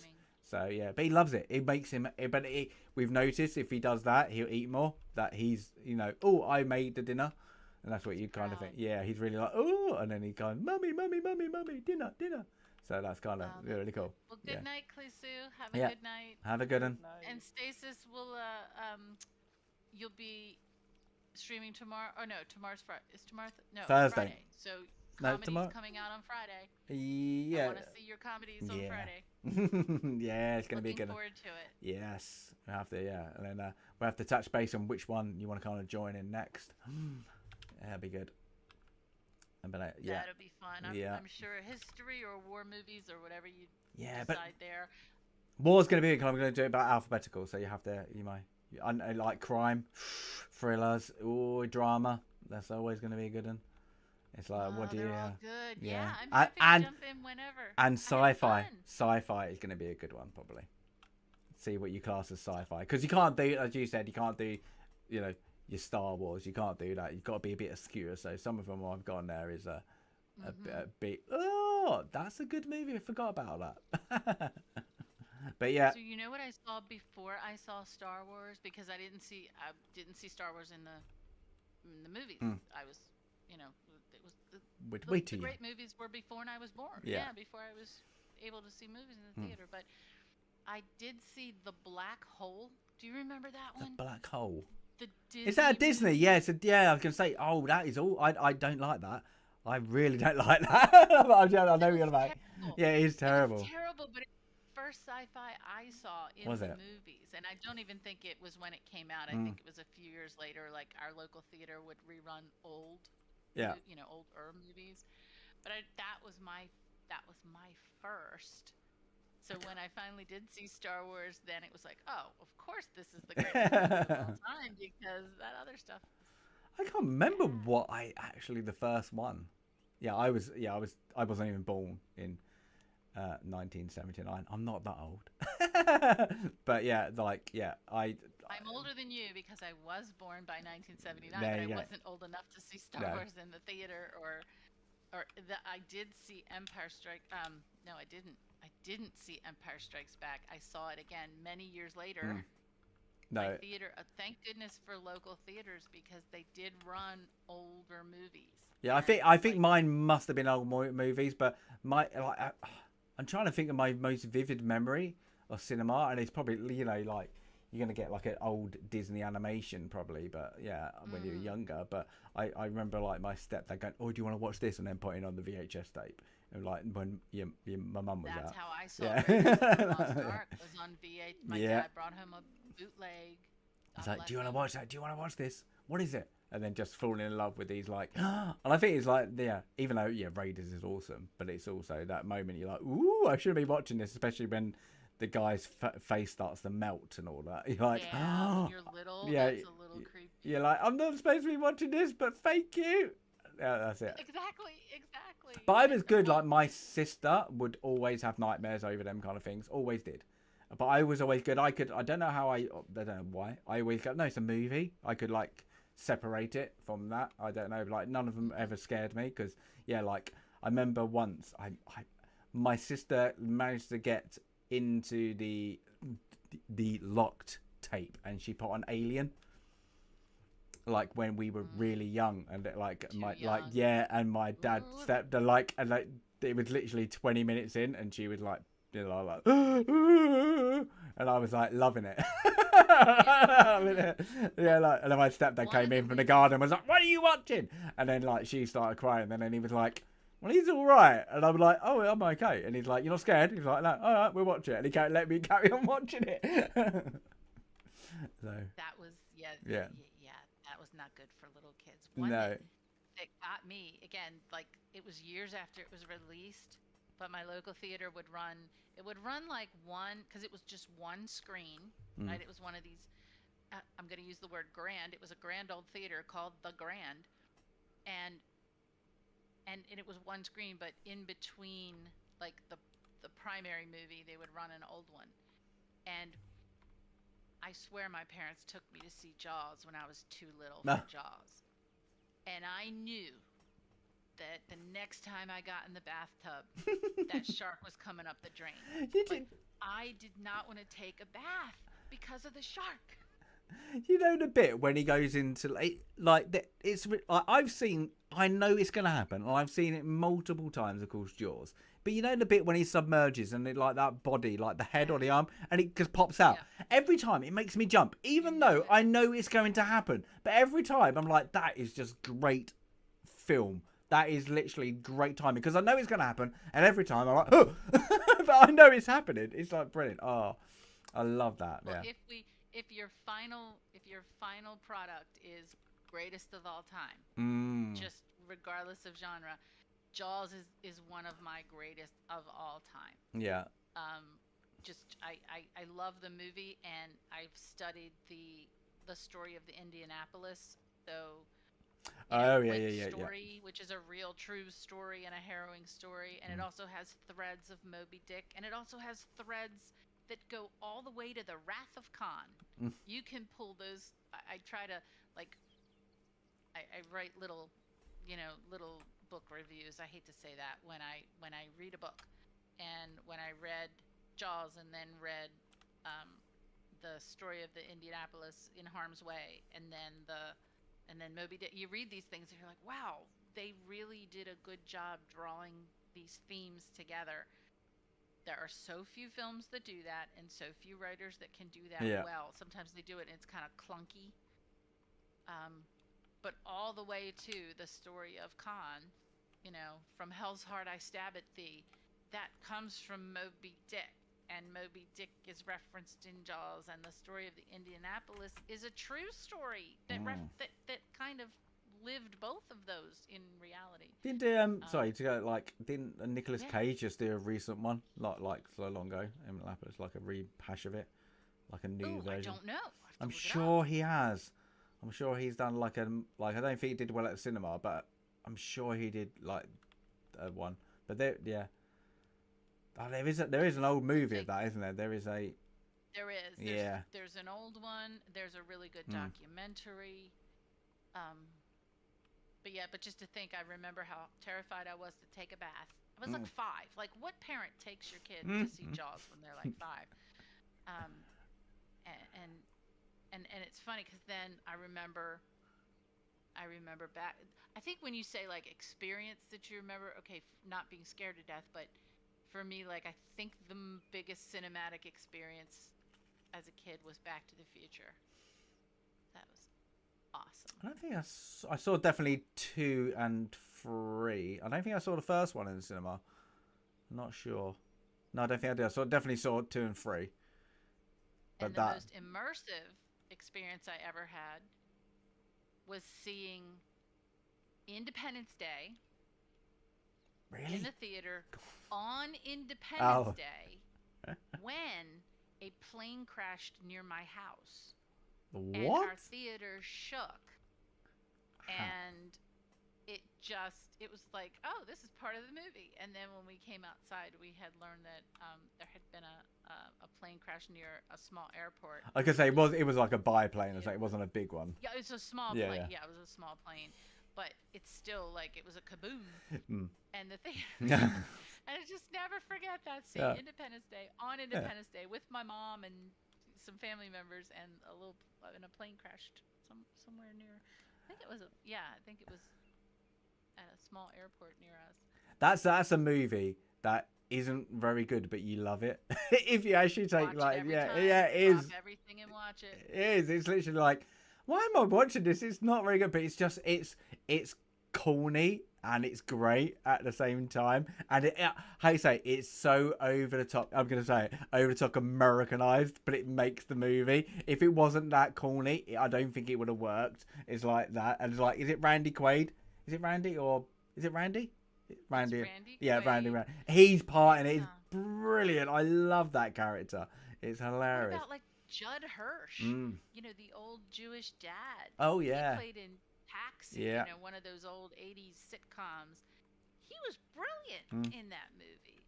And then there's, you know, my number one problem with Jeff Goldblum is he's always playing Jeff Goldblum, right? But he's good at the only one who can play Jeff Goldblum, yeah. whether it's Jurassic Park or Independence Day. That was a good movie. Yeah, the second. Oh, did you watch that second one? Oh, I hated it so much. So bad. It's so bad. I knew I would hate it. Like a movie that did not need a sequel. No, like even like you got the comedy element of Will Smith in it, but he plays like a very good kind of Air Force pilot in it. I think he's like quite a good character in that. But yeah, it's. I think he realised that movie's gonna be bad. I'm not gonna do it, but yeah, but it did well everywhere, didn't it? Even though it's like American Save the Day. There's it's done well, I think. But that one and then Men in Black, they were I guess they were kind of close to each other, you know. Also with Will Smith. Yeah, I love Men in Black for the same reason. Yeah, he did sit and watch that movie. Yeah, he did. He had a few good ones, didn't he? Like off the bat, didn't he? So he did, and then he went completely off. Yeah, he went a bit doolally. You know what else? Now you made me think. Earlier when I mentioned With Nail and I said I like movies that are a slice of life. You know what I like that no one here in the States even knows what it is? I like Waking Ned Devine. Waking Ned Devine? I've never heard of it. It's about an Irishman who wins the lottery, and the minute he wins, he dies. And his small little village ends up knowing that he won the lottery, and it's a big one. Okay. They decide that he would have wanted them all to have the winnings. And all they have to do is convince the lottery man that Ned Devine is still alive. Because if he's dead, they don't get the money. So kind of a Weekend at Bernie's, but in Ireland. It is a comedy. It is so loving, and you know, the Irish culture is just a huge part of the movie. It's about all the different people in the village. But yeah, I won't spoil it. That's another one. Like, do you call it a comedy? Because they are also sad that he died. Yeah. And so it is hilarious, but there are some really serious, thoughtful moments in it. But the Irish countryside and the Irish culture is a huge part of that movie. I love. No, I've never heard of it. I can't believe you haven't never heard of it. British production. I know, but then I've got some of my like drama ones are like British TV. It's like yeah, howdy there, howdy. I love the word howdy. That's a good word. Howdy, Daphne. Yeah, Daphne with a howdy. I do like howdy. That's a good way to say hello to people. Howdy. I think that's the best way. We don't say howdy. No, they do down south. Howdy. We say hey. Hey. Hey. You can't say hey. If you're in Denmark and you say hey, it means good night. It means kind of like bye. So you say hi if you know somebody, and then if you say hi, yeah, hey, it's like hey, and then if you say hey, it means goodbye. But you only do it if you know them. Otherwise, it's good day. So Kusu would back me up. He knows that. So. Daphne, are you playing this game? I just bought it, so I'm watching others so I can learn how to play it. Are you gonna stealthily? Playing? Yeah, I think Mr. Porkchop when he comes back is gonna like, oh, what's everybody done? It's like that. I think he's actually. I see he's been online playing Minecraft. I think so, but or getting lost in some stores. Texas, you're in Texas. So did they see Blue Beetle today? I don't know. I just saw They their posted a review. yeah, no, I just saw that they weren't cinema, but is that today? Yeah. I just couldn't care less about that movie, to They be honest. must be miserable. Yeah. Seriously. Yeah, I just like it's a weird one to do, and yeah, even if it was great, I don't think it would have got the numbers because everybody's like my girlfriend who's like a proper does not know anything about anything like comic book geeky or anything like that. She was just like, I've never ever heard of them. I've never heard of it either, and I'm not a comic book person. I was a Transformers comic books. Okay. That was the only comic book I got into, and I'm so sad to this day that I don't have my Transformers. I may have had a number 1. I don't know, because my brother was buying G.I. Joe. No. And I would go to the store, and I wasn't into anything. I was just going to the store to hang out and look at other stuff. And then I saw Trans. I was like, oh, okay, he's got a G.I. Joe. I'll get a Transformers, and that was it. I was hooked. I always liked machines and robots and things. See, I don't know, like, remember like something called Mask? And that's what I liked in the UK. That was it. But I was into 2000 AD from a young age. What's a very British comic. So I it's don't like, know what that is. Yeah. 2000 AD Judge Dredd. Must have a Judge Dredd. Dredd in the movie. Judge Dredd. Okay. Yeah, it comes from that. I just but never read those. yeah, it's very British, but it's funny because it was done by people who were, you know, trying to give this is what could happen, this is the world, you know, if like the right wing, you know, the right wings win and what it could all be like. But now it's kind of like they've even come out, the original people goes, oh, we didn't realise it was if the left wing would have won, is kind of what we're going to like. And it's so funny. They're like, it's coming, what we were writing about, taking the Mickey out of about the right wing, is actually the left wing are doing exactly the same now. Because all it is like, you know, if America, most of it is like, yeah, what would happen if America went too far, you know, one side. And now they're kind of, it's quite funny. But yeah, it's I loved it. It's like, again, because my stepdad is like, here, read this. And he was like a Marvels, real heavy Marvels, because he lived in New York and California for a long time of his like early 30s. So he brought back loads of originals like from America. What's basically on my wall now. But he was like, wow. oh, you know, read this. You know, here you go. This is a British comic. And then, you know, having it.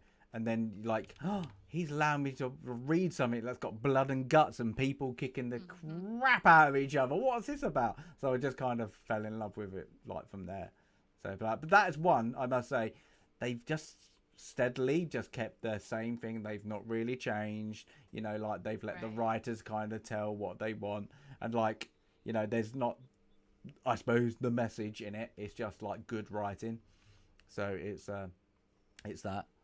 It's like there's like some great like gay characters that have been in it since like the like real like late 80s, but like they're just good characters and they're gay.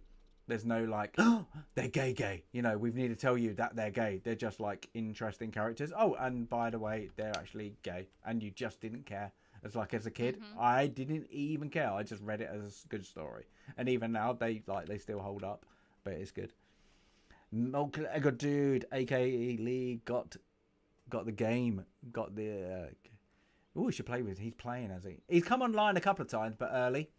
Yeah, I think this is good. I know. You're going to get 8 online. We have to do like a big lobby is when everybody gets up to speed with the game. I think this is, but when you start playing it, it's so addictive. It is so addictive. Daphne, I haven't even hit anything yet. No. So if Lee just started, that's awesome. We'll both be in the same. I logged in about 3 times and I got frustrated because you have to move so slow when you first start out, because if you move like at the pace that Stasis is moving now, you scare them all away, and you don't have powerful enough sights or weapons to hit them long distance, so you just have to go so quiet and so slow, and I got frustrated both times. The worst thing is you have when you're the free bullets and the ammo and all that you get is like low caliber. so it takes like real like accuracy like to get. I think they do that so you get used to stalking up like really close. I think it's gonna Probably. 50%. Well, I do have to go feed my little kitties now. Do it now. Yeah.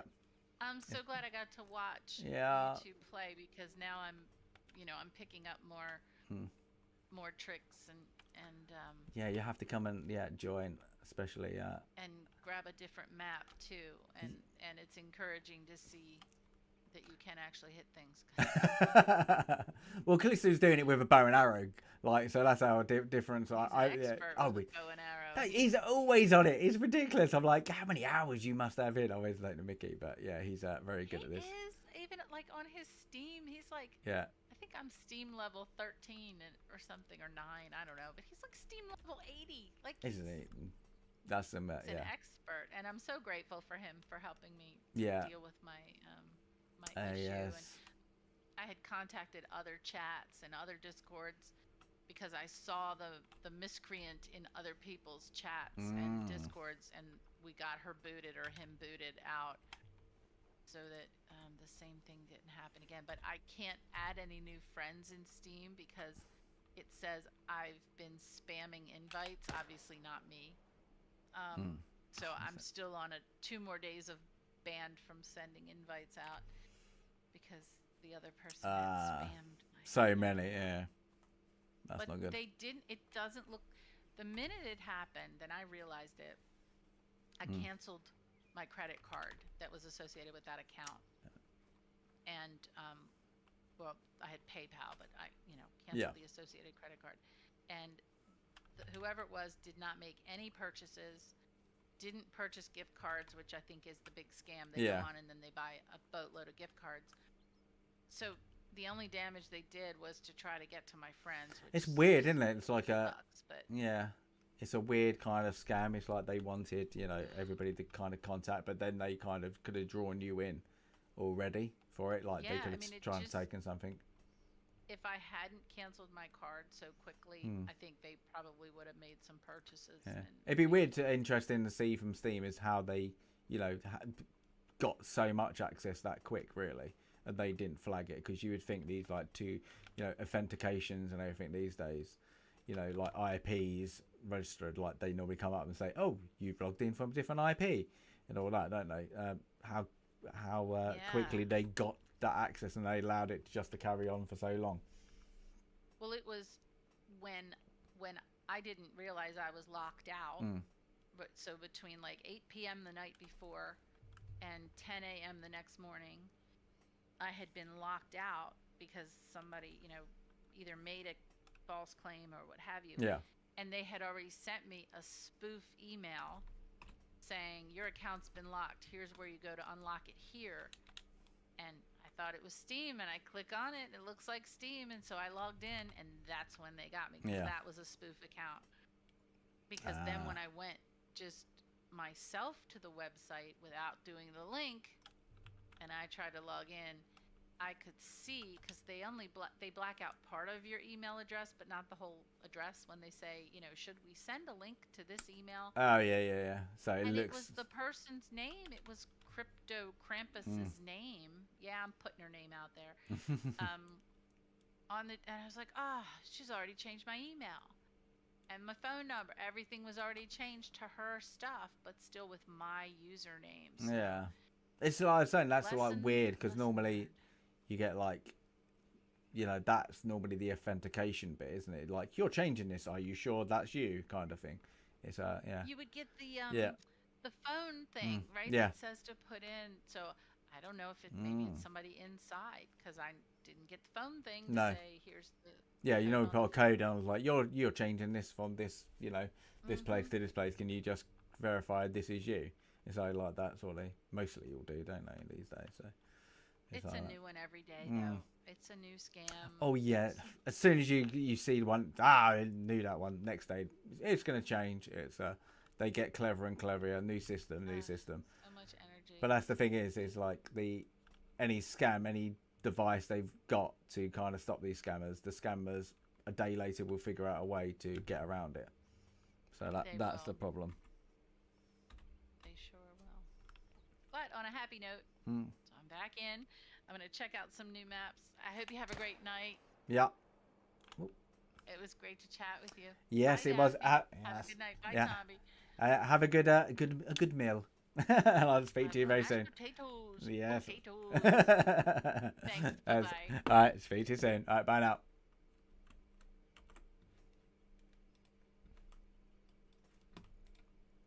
Right.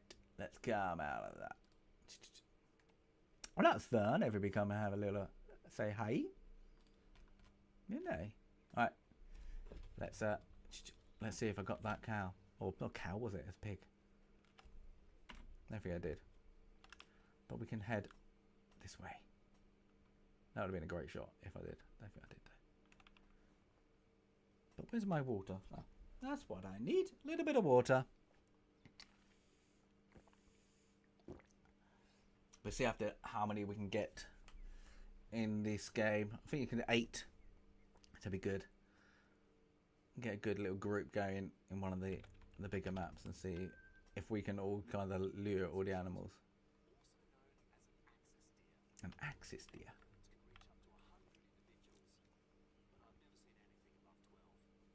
Good little map this. It's very opened. Clicky's head, so it's cool. What's the time? Ooh. It's getting late. Won't be going on for that long, I don't think. Didn't realise the time. Was it up there on that ridge? I'll have to look. Hopefully it's something else.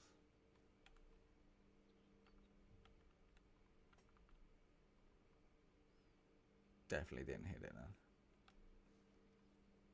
Oh, Jamaica dude! Howdy! There we go. Look at that. In the chat, we were talking about you.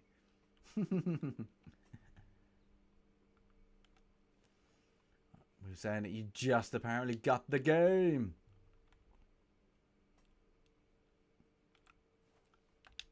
All right.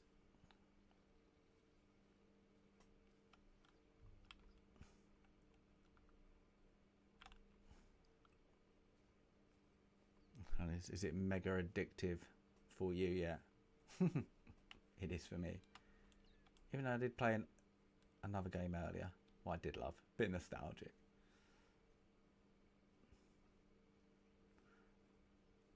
A good old 90s game.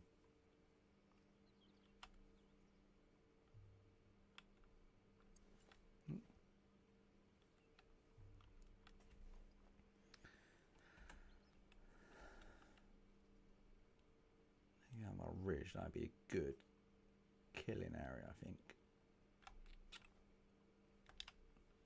Alright, where's the wind? Let's get up this.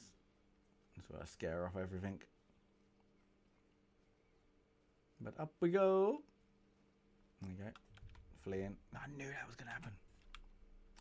60 metres away. Before you can get that, folks. Alright, let's go slow up this one. Oh, no, can't. Got to jump it. Let's go slow.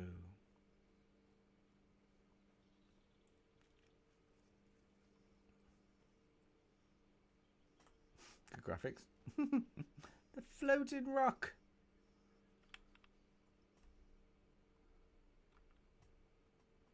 Anything. Don't know why I'm whispering. We'll do this in this game.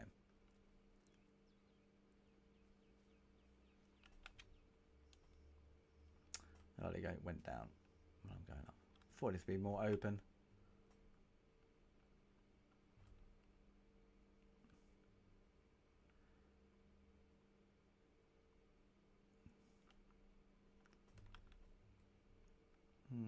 Eyes playing tricks, I think, with me.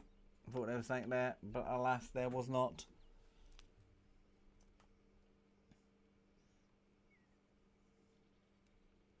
We're just going to have to creep. Dun, dun, dun, dun.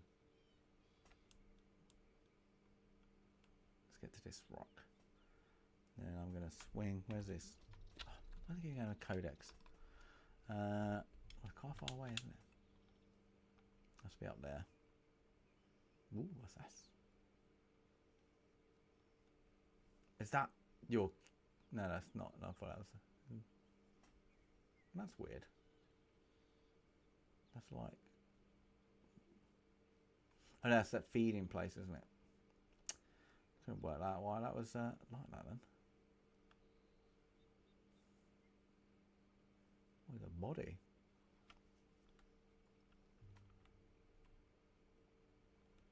Ooh, look at that. That's the kill valley. Death Valley. Awesome shot down there. Easy target. And the wind's in my favour. Come on, it's anything.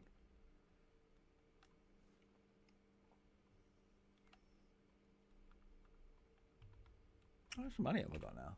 19,000. Ooh. Need to save up something good. Because the rangefinder and binoculars, I think it's like 12. I'm like, oh, it's handy, but is it worth it?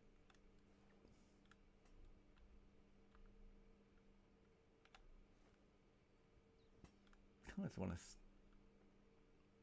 stay around. Kind of, hold on. You got to level 12. I'm level 11. You just got the game. Have you slept? Level 12. Have you been doing the single player mode missions? Because if you do that, that does get you up quite high. I've done around about 4 of them. Like good loglines. A couple are flying. But they do some good missions where you just like, run to here. There's 1,000 coin. That is some good going though. Get to level that high up.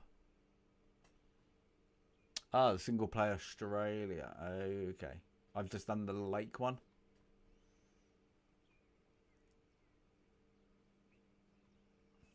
I want to do the New England one. That'd be good. Oh, what's that? Yeah. Does that something come up? Yes. 150, let's call that. Do you think? Really? I'm going to take a little pot.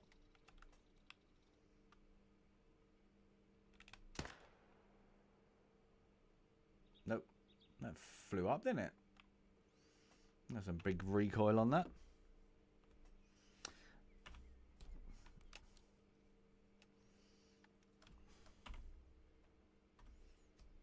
Don't think I would have got that though. Look at that ball. Right.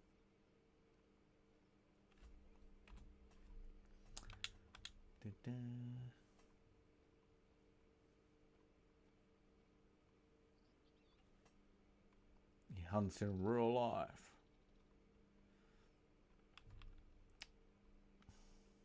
So I can't remember the last time I shot a rifle. God, it's got to be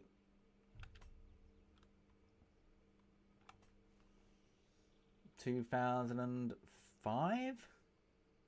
No, yeah, 2005. It's got to be the last time I even held a... Yeah. Must be 2005, 2006, maybe.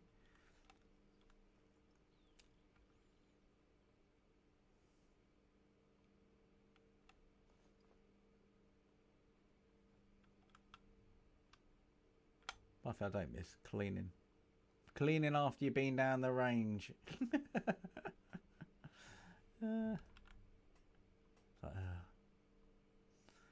Especially it's not your own rifle. Getting inspected by the quartermaster. Gotta be absolutely spotless.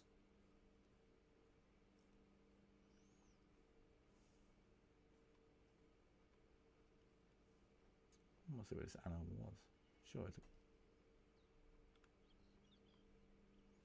I love this game, how it literally will play tricks on you. Because you'll be going one way. And then all of a sudden you go... And you'll be like, what's that? It's absolutely soddled. Absolutely nothing. Or like a shadow moves. Your eyes just play tricks.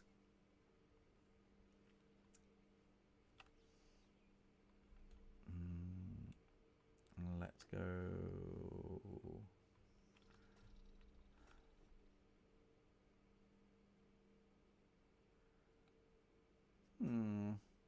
definitely no hit then.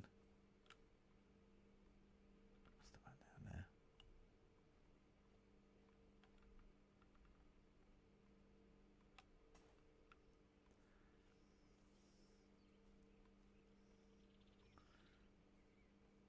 Right, let's go. Yeah, let's go a bit west. Let's head west for a bit. Don't feel there's much here. Right, let's get up this bit, and then I'm gonna south to west, and hopefully that gives me a bit of coverage. Ooh, what's this?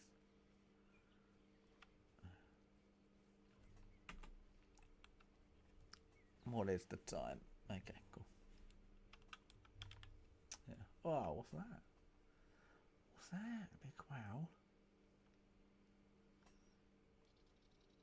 It's really hot tonight.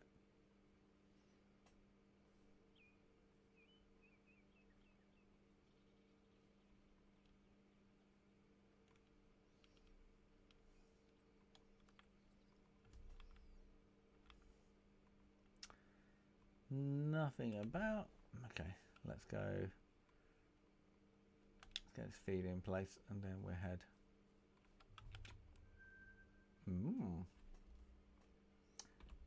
What time is it? Ooh, I'm in the resting zone. None around though. Ooh, get away, you fly. Little gnat flies, really annoying.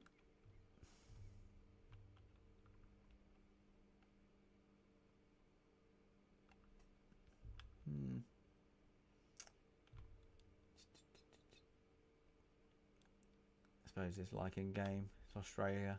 Be loads of gnats. There's only one. So there's a hog deer. Never heard of it. What's a hog deer?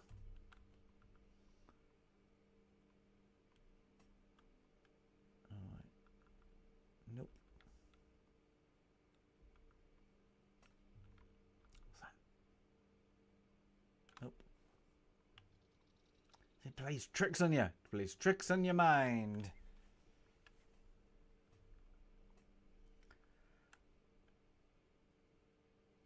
Is that something? Oh, see? Bloody bush. I'm in the bush and it was a bloody bush. Bloody hell. It's no good. Shot. Trotting away. Kind of want to. Trying to think what a wind is. Let's just have a look. No. Absolutely nada. Probably scared him away with my terrible shot just a moment ago. A little pop shot. Alright, let's head this way. Nothing around. Let's get up this little mound. I think I missed the pig. I missed the pig. I missed it. There's no pig. It would have come up by now. I want my pig. There's a boar or a pig. There she go. It's got to be down there. Definitely missed it. I've done that the other day though. Definitely killed it. Couldn't blooming find it. Might have to get a hound just to see if there's any trails.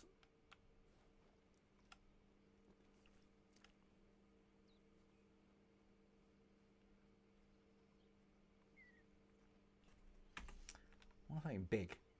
It's like a big animal. Some big game. Saying that, the little game gives you more coins sometimes. Oh, that was awful. Making too much noise, that.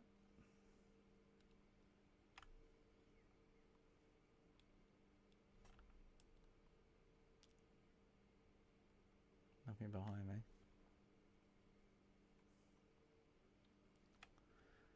I can't see it. I'd say it would have been around here and there, but it would have picked up by now. So, if anything, I've winged it. It would have carried on. It's definitely going this way, so we had kind of northish. It was definitely going.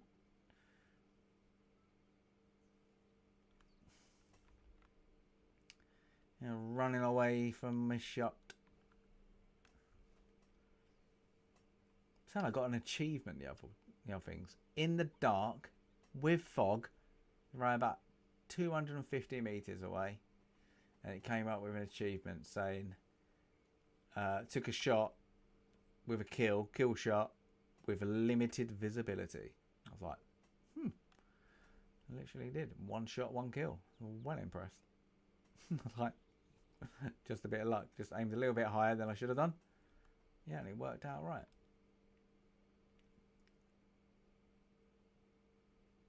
But yeah, the scope in your rifle so makes difference. So you don't have to really care about the wind speed.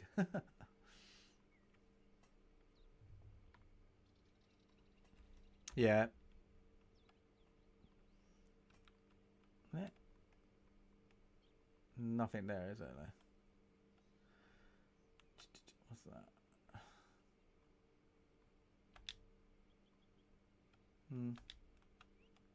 That's where I made the noise, though, isn't it? Yeah. But I took a couple of pin shots. Should we have a look? I don't think there will be, but let's have a look. Be down here somewhere. It could be like in that flat. If it ran down. Should we have a little look? Let's have a little run.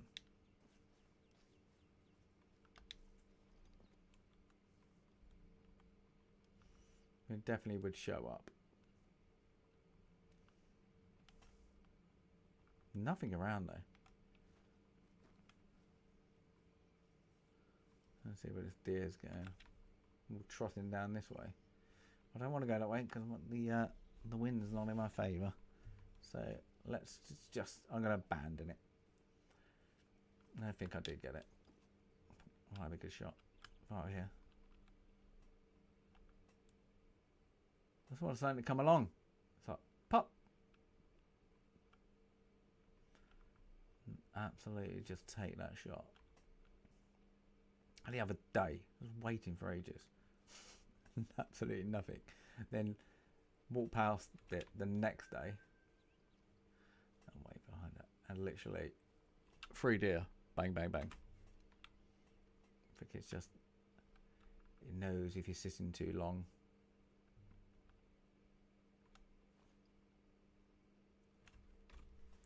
I want to get out of this area, don't I? Right, let's get up. Let's get around this ridge. Let's do it. Let's do it. I know I'm making noise, but let's do it. And then let's get somewhere where there's a bit of a cleaner shot. Ooh, is that a river?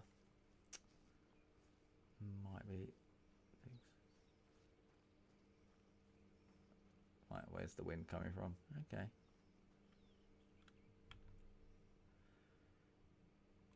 Bit dense, isn't it? Nice. Nice and dense. Nope. Absolutely soddle. That does look like a river there. Yes, it is. My spotting is awful behind these trees. Alright, let's get a little bit down. It's going to be, what, 300 meters, 400 away from there. And then this would be a good one. Okay, from now on, we're going to creep. Oh, look at that behind me, innit? Oh, it's behind there. I'm not climbing up that yet. I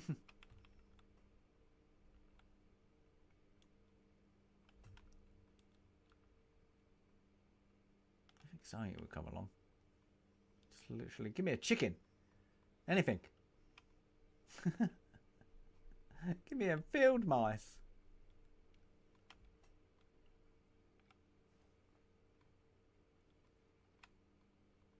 Oh, look at that. Full out of it.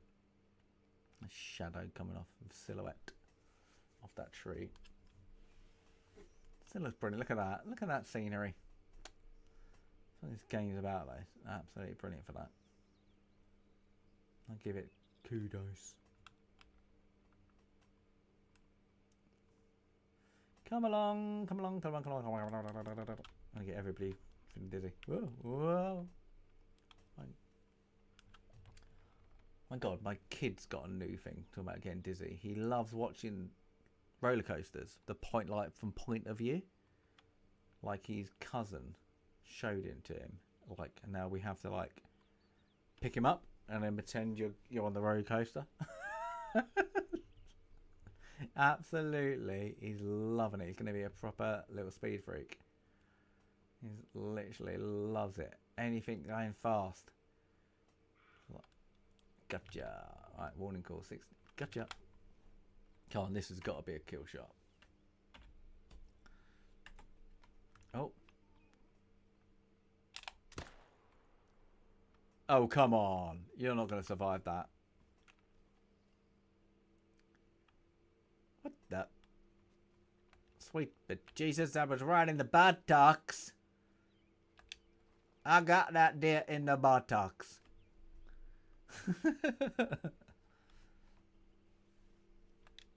That's gonna be bleeding from the rectum. I got some kind of organ. At least it weren't a male one. That would have hurt. No organs. What? Oh, let's track this a little bit. 75. What? Come on. That would have killed it easily. I hate that when that. It's like, no, that at that range, high velocity weapon. Sorry, that deer would have perished. Has it gone across the river? Oh, it has. How funny. Didn't. This is where. 50, there you go. Yeah, it's dying now.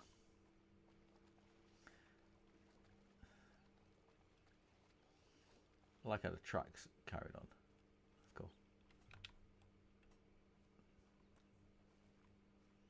What's it now then? 50%. Come on.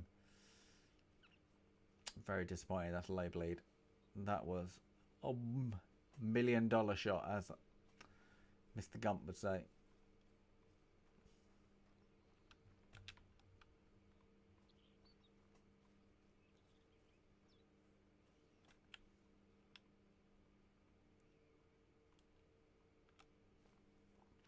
So we need a hound dog. Oh, he's gone over there. Let's hunt this down. Oh, tree. Shrub.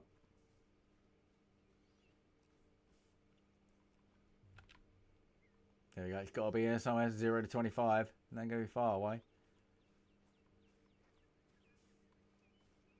Get out of it. God, it's got to be over his ridge. What? Come on. Where is the prey?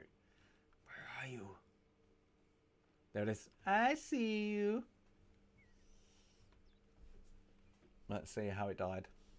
In a very, very strange way. Oh, hello.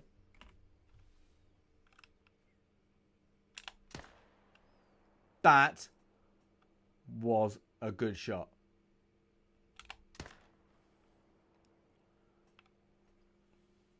So you do it. No messing. Oh, come on. That was bearing the leg. That wasn't in the leg. That was. Alright. See that though.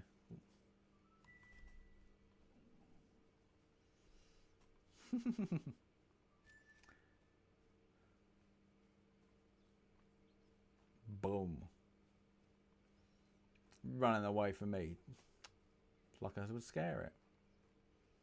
I'll get this one. That's got to be like a good running shot. Ooh, that was better than the other one. And that was running. Ooh, level up. Look at that. Nice. What have I got? A skill? Must be a skill now. Oof. Nope. Is it a perk? That is a skill. Oh, I've got 3 or 3.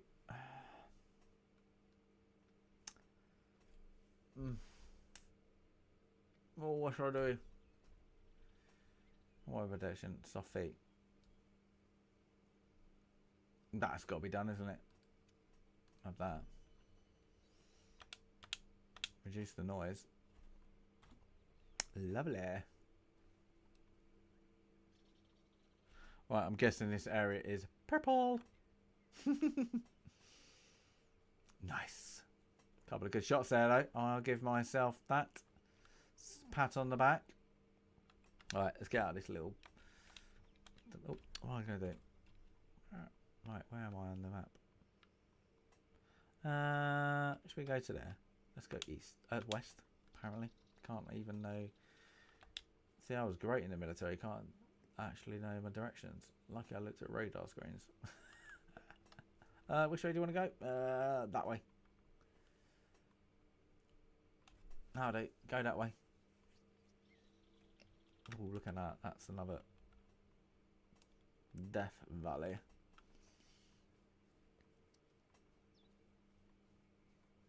Alright, let's get across the river and get out of this little purple zone.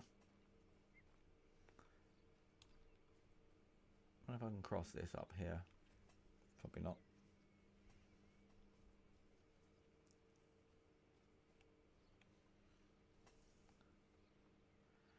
Oof, might have to call it soon. I'm getting really hot.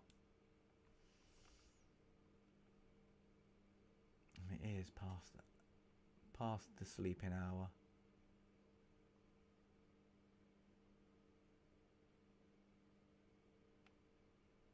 I know.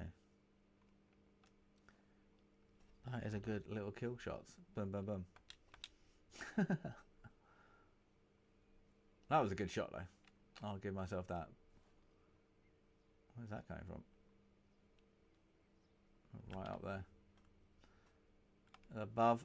I'm getting above. I'm going to the river. I'm going to the riverbank. Right, let's have a look.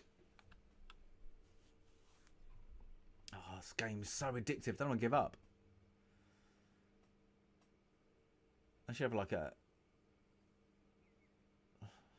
Pokemon Go kind of go of this. Just going around. Literally, deer turns up as you're driving along. Swipe! Swipe!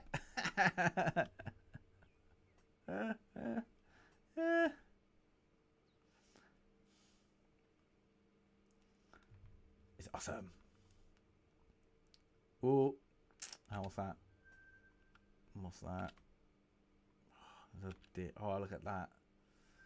Oh, I'm going to take you. I'm doing it. I'm going to go for the shot. 300. See if I get in the prone position. Well, let's get out first. Let's see if I can, how close I can get. Where is it? Alright. Should I take a little cheeky?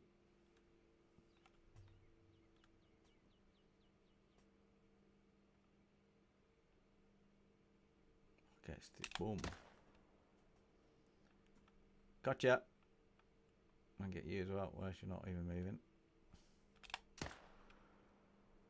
Got you as well. Come on, and I'm gonna get you. Oh no, miss you. Well, I got 3. Got 2, sorry. Definitely got that fox and the first one. Let's see where that blood trout goes. Right, let's see if I can get across.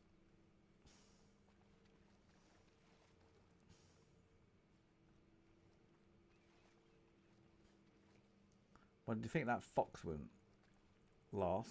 Well, it's tiny. Before that fox would bolt. Well, the other deer dropped, so that was like a neck shot. I'm worried about crocodiles.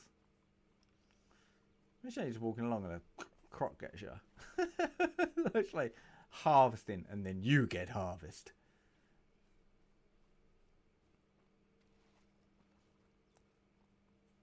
Now this is where the predicament is, because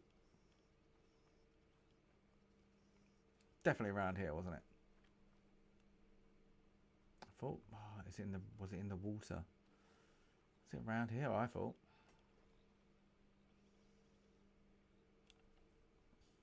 Can't see any blood trails.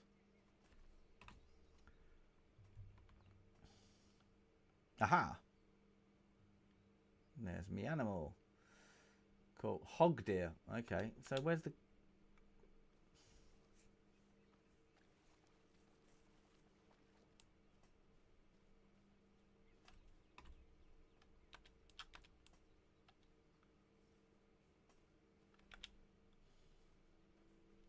Ah, there it is. No organs. There we go. They said, how large? Oh, not very good shot, was it? That's a red fox. Okay. What the... So where's my other shot then? So the other one's scarping along here. Looks like a... No. That's along here, isn't it? Well, it's further up than I thought. There it is. Alright, run this way. Okay. Okay. What? Well, which way did it go?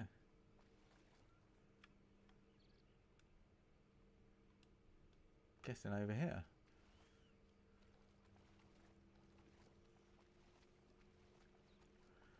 Let's have a little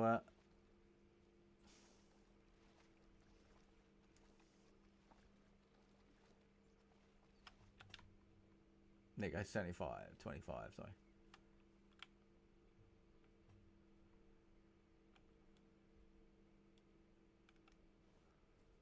It's got to be, yes. There it is. That. I thought that was a good neck shot. Oh, it's polluted the water. Oh, that's not nice. Ooh, straight through. Nice. Nice. Right, let's see if I can get this fox go back. But I don't think the fox was that badly hit. And it went down, so we think it would bleed out a bit quicker. Alright, let's pick up this fox trail then. Let's see if I'm lucky with that.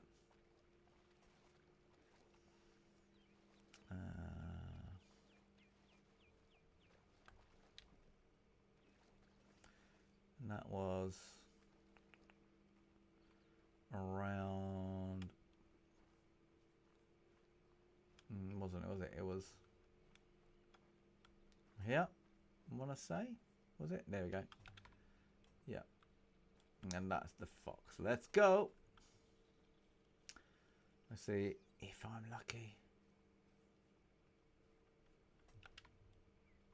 0 to 25. Look at that. Whoa. Boom. That. What was that then? Well, that wasn't a good shot. And apparently I missed. Bronzo. Nice. Fresh. 1,000? Wowzer. I'm giving you 1,000 coin. 444 that score gave me for that fox. Ridiculous. That is a good woohoo jump. Jump. That is a good ending of today. 2 good shots to end it on. Right, what's that give me money wise? 21,000. Ooh, that's interesting now. No. Oh.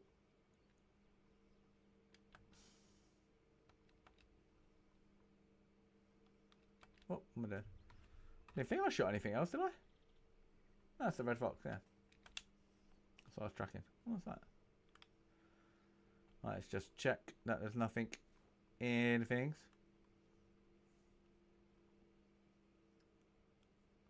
Can't believe that fox though. 444. 1,000 coin. Ridiculous. Yeah. Yeah. All good. Really good. Alright. Oh, I'm going to have to call it a night. It's getting really hot in my little studio. It seems like it's going to be a hot, hot night. I'm guessing my kids soon it's going to be like, "Wah! Too hot for me. Crack a window." This is the thing is, you just want to keep looking. Let's give you a nice little view. There you go. That's a nice little view. But it's been fun. Thanks to Clisu and Sandy for joining us earlier. Definitely. Thanks for sticking around. And Ultimega Dude for joining. Can't help saying your name like that. Sorry, but it's just easy, isn't it? But have a great rest of the evening. Or rest of the day. Or whatever you're doing. If you're getting up early. That's also cool to me. But I'm going to call it. And we have a great one. Can't remember next video. I had a video right now coming out. Got one out. So go and catch that. If you've not going to catch that, and I definitely would. Look, see? It's teased me. It's teased me. You've teased me. Git. See? As soon as I'm going to go. Look. See? Missed it. Bloody awful shot. There you go. Awful shot to go. Never mind. That was terrible. See? That's why when you call it a day, you should call it a day. Because your next shot is going to be bad. And I've got no ammo. So anyway, on that terrible shot and a nice little reload, I will catch you in. See, he's going to do it again, isn't it? Just as I'm about to say goodbye, he's going to do it. Wait. I just realised I'm wearing green and kind of blend it in. But until the next stream, have a great one. And as always, Stasis Geek out.